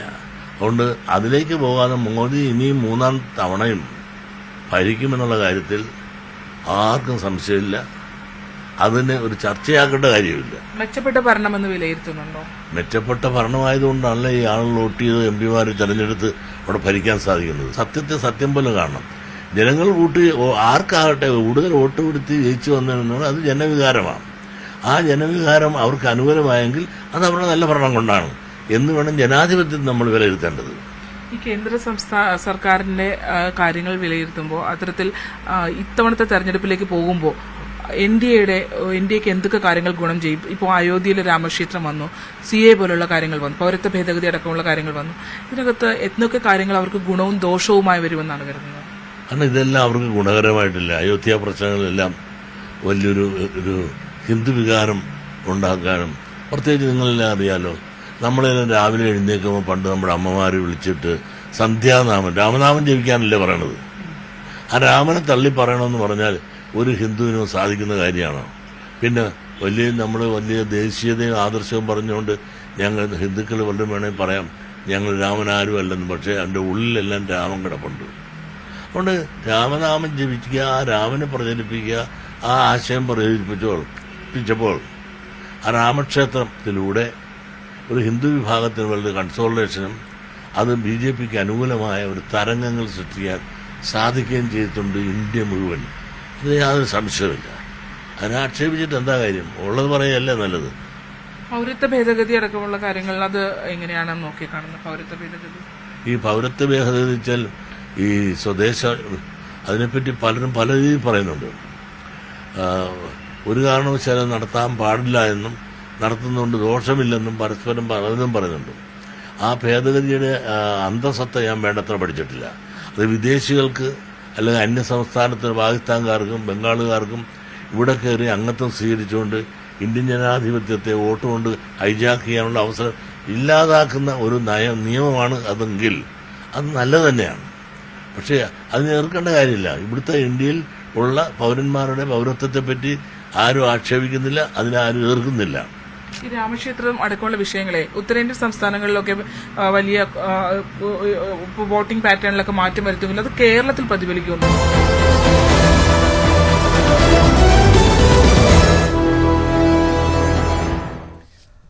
രാഹുൽ ഗാന്ധിയും മുഖ്യമന്ത്രിയും തമ്മിലുള്ള നേർക്കുനേർ പോരിൽ ഗുണമാർക്ക്. ഇന്ത്യ സഖ്യത്തിൽ പോരാണെന്നുള്ള മോദിയുടെ പ്രഖ്യാപനം അതേത് രീതിയിലാണ് കേരളത്തിൽ പ്രതിഫലിക്കുക? ശ്രീ ഡോക്ടർ ബി ജയരാജ്, ഇപ്പോൾ എന്താണ് കാരണം രാഹുൽ മുഖ്യമന്ത്രിയെ വിമർശിക്കുന്നത്? ഇത് അനിൽ ബോസ് പറഞ്ഞു കഴിഞ്ഞു. അത് ഡൽഹിയിലെ കാര്യം വെച്ച് കോൺഗ്രസിനെ വിമർശിക്കേണ്ട ആവശ്യമില്ല, മറ്റ് സംസ്ഥാനങ്ങളിലെ കേന്ദ്ര ഏജൻസികളുടെ കാര്യം വെച്ച് വിമർശിക്കേണ്ടതില്ല. തെളിവുള്ള കാര്യങ്ങളിലാണ് കോൺഗ്രസ് ഇടപെട്ടത് എന്നാണ്. അത് കോൺഗ്രസിന്റെ നേതാക്കൾക്കെതിരെ ഇത്തരം തെളിവുകൾ വന്ന സ്ഥലങ്ങളിൽ കേന്ദ്ര ഏജൻസികളുടെ അന്വേഷണത്തിനെതിരെ ഇടപെട്ടിട്ടില്ല കോൺഗ്രസ്. ഇതാണ് അനിൽ ബോസിന്റെ വാദം. ഈ മകൻ മരുമകൾ മക്കൾ എന്നൊക്കെ പറഞ്ഞിട്ട് പരാമർശം നടത്തിയല്ലോ. അതുപോലെ മകളും മരുമകളും മക്കളുടെയൊക്കെ പേരിലാണല്ലോ നാഷണൽ ഹെറാൾഡ് കേസ് കിടക്കുന്നത്.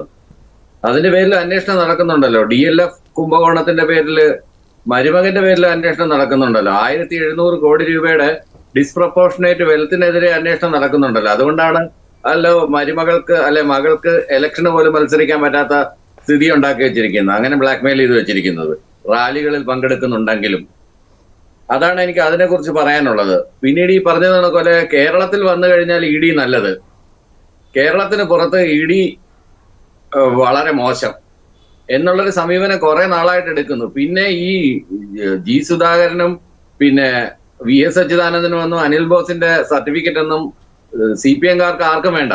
കാരണം ഒരുപാട് പേരെ EMS-നെ ചീത്ത വിളിച്ചിട്ടുള്ളതാണ് കോൺഗ്രസ്സുകാർ, AKG ചീത്ത വിളിച്ചിട്ടുള്ളതാണ്, നായനാരെയും PKVയും എല്ലാവരെയും ചീത്ത വിളിച്ചിട്ടുള്ളവരാണ്, മുദ്രാവാക്യങ്ങൾ വിളിച്ചിട്ടുള്ളവരാണ്. അപ്പൊ ആ ന്യായം ഒന്നും പറയണ്ട. ഭരിച്ചുകൊണ്ടിരിക്കുമ്പോൾ ആര് ഭരിച്ചാലും അവരെ എല്ലാം ചീത്ത വിളിക്കാറുണ്ട്. അച്യുതാനന്ദൻ ഭരിക്കുന്ന സമയത്ത് VS-നെതിരെ വളരെ മോശപ്പെട്ട പരാമർശങ്ങൾ പല കോൺഗ്രസ് മെമ്പർമാരുടെ ഭാഗത്തുനിന്നും ഉണ്ടായിട്ടുണ്ട്. അതൊന്നും നമ്മൾ മറന്നുപോയിട്ടില്ല. നമുക്ക് ഈ സെലക്റ്റീവ് അമ്നീഷ്യൊന്നും ഇല്ല. ഇതെല്ലാ കാര്യങ്ങളും ഓർമ്മയുള്ളതാണ്. എന്താണ് AKG മരിക്കാൻ കിടന്നപ്പോൾ വിളിച്ച മുദ്രാവാക്യം എന്നുള്ളതിനെ കുറിച്ച് അതിനെക്കുറിച്ചൊന്നും അനിൽ ബോസ് എന്നെ കൊണ്ട് പറയിപ്പിക്കാതിരിക്കുന്നത്. എന്തായാലും ഈ തെരഞ്ഞെടുപ്പ് പോരിൽ നേതാക്കൾ തമ്മിലുള്ള ഈ വാക്പോര്, അത് ഇന്ത്യ സഖ്യമൊന്നും അതിൽ പ്രശ്നമില്ല. കേരളത്തിൽ പരസ്പരമുള്ള ഈ വാക്പോര് തുടരും എന്ന കാര്യത്തിൽ സംശയമില്ല. ഇനി തെരഞ്ഞെടുപ്പ് പ്രചാരണത്തിന് 4 ദിവസം മാത്രമേ അവശേഷിക്കുന്നുള്ളൂ.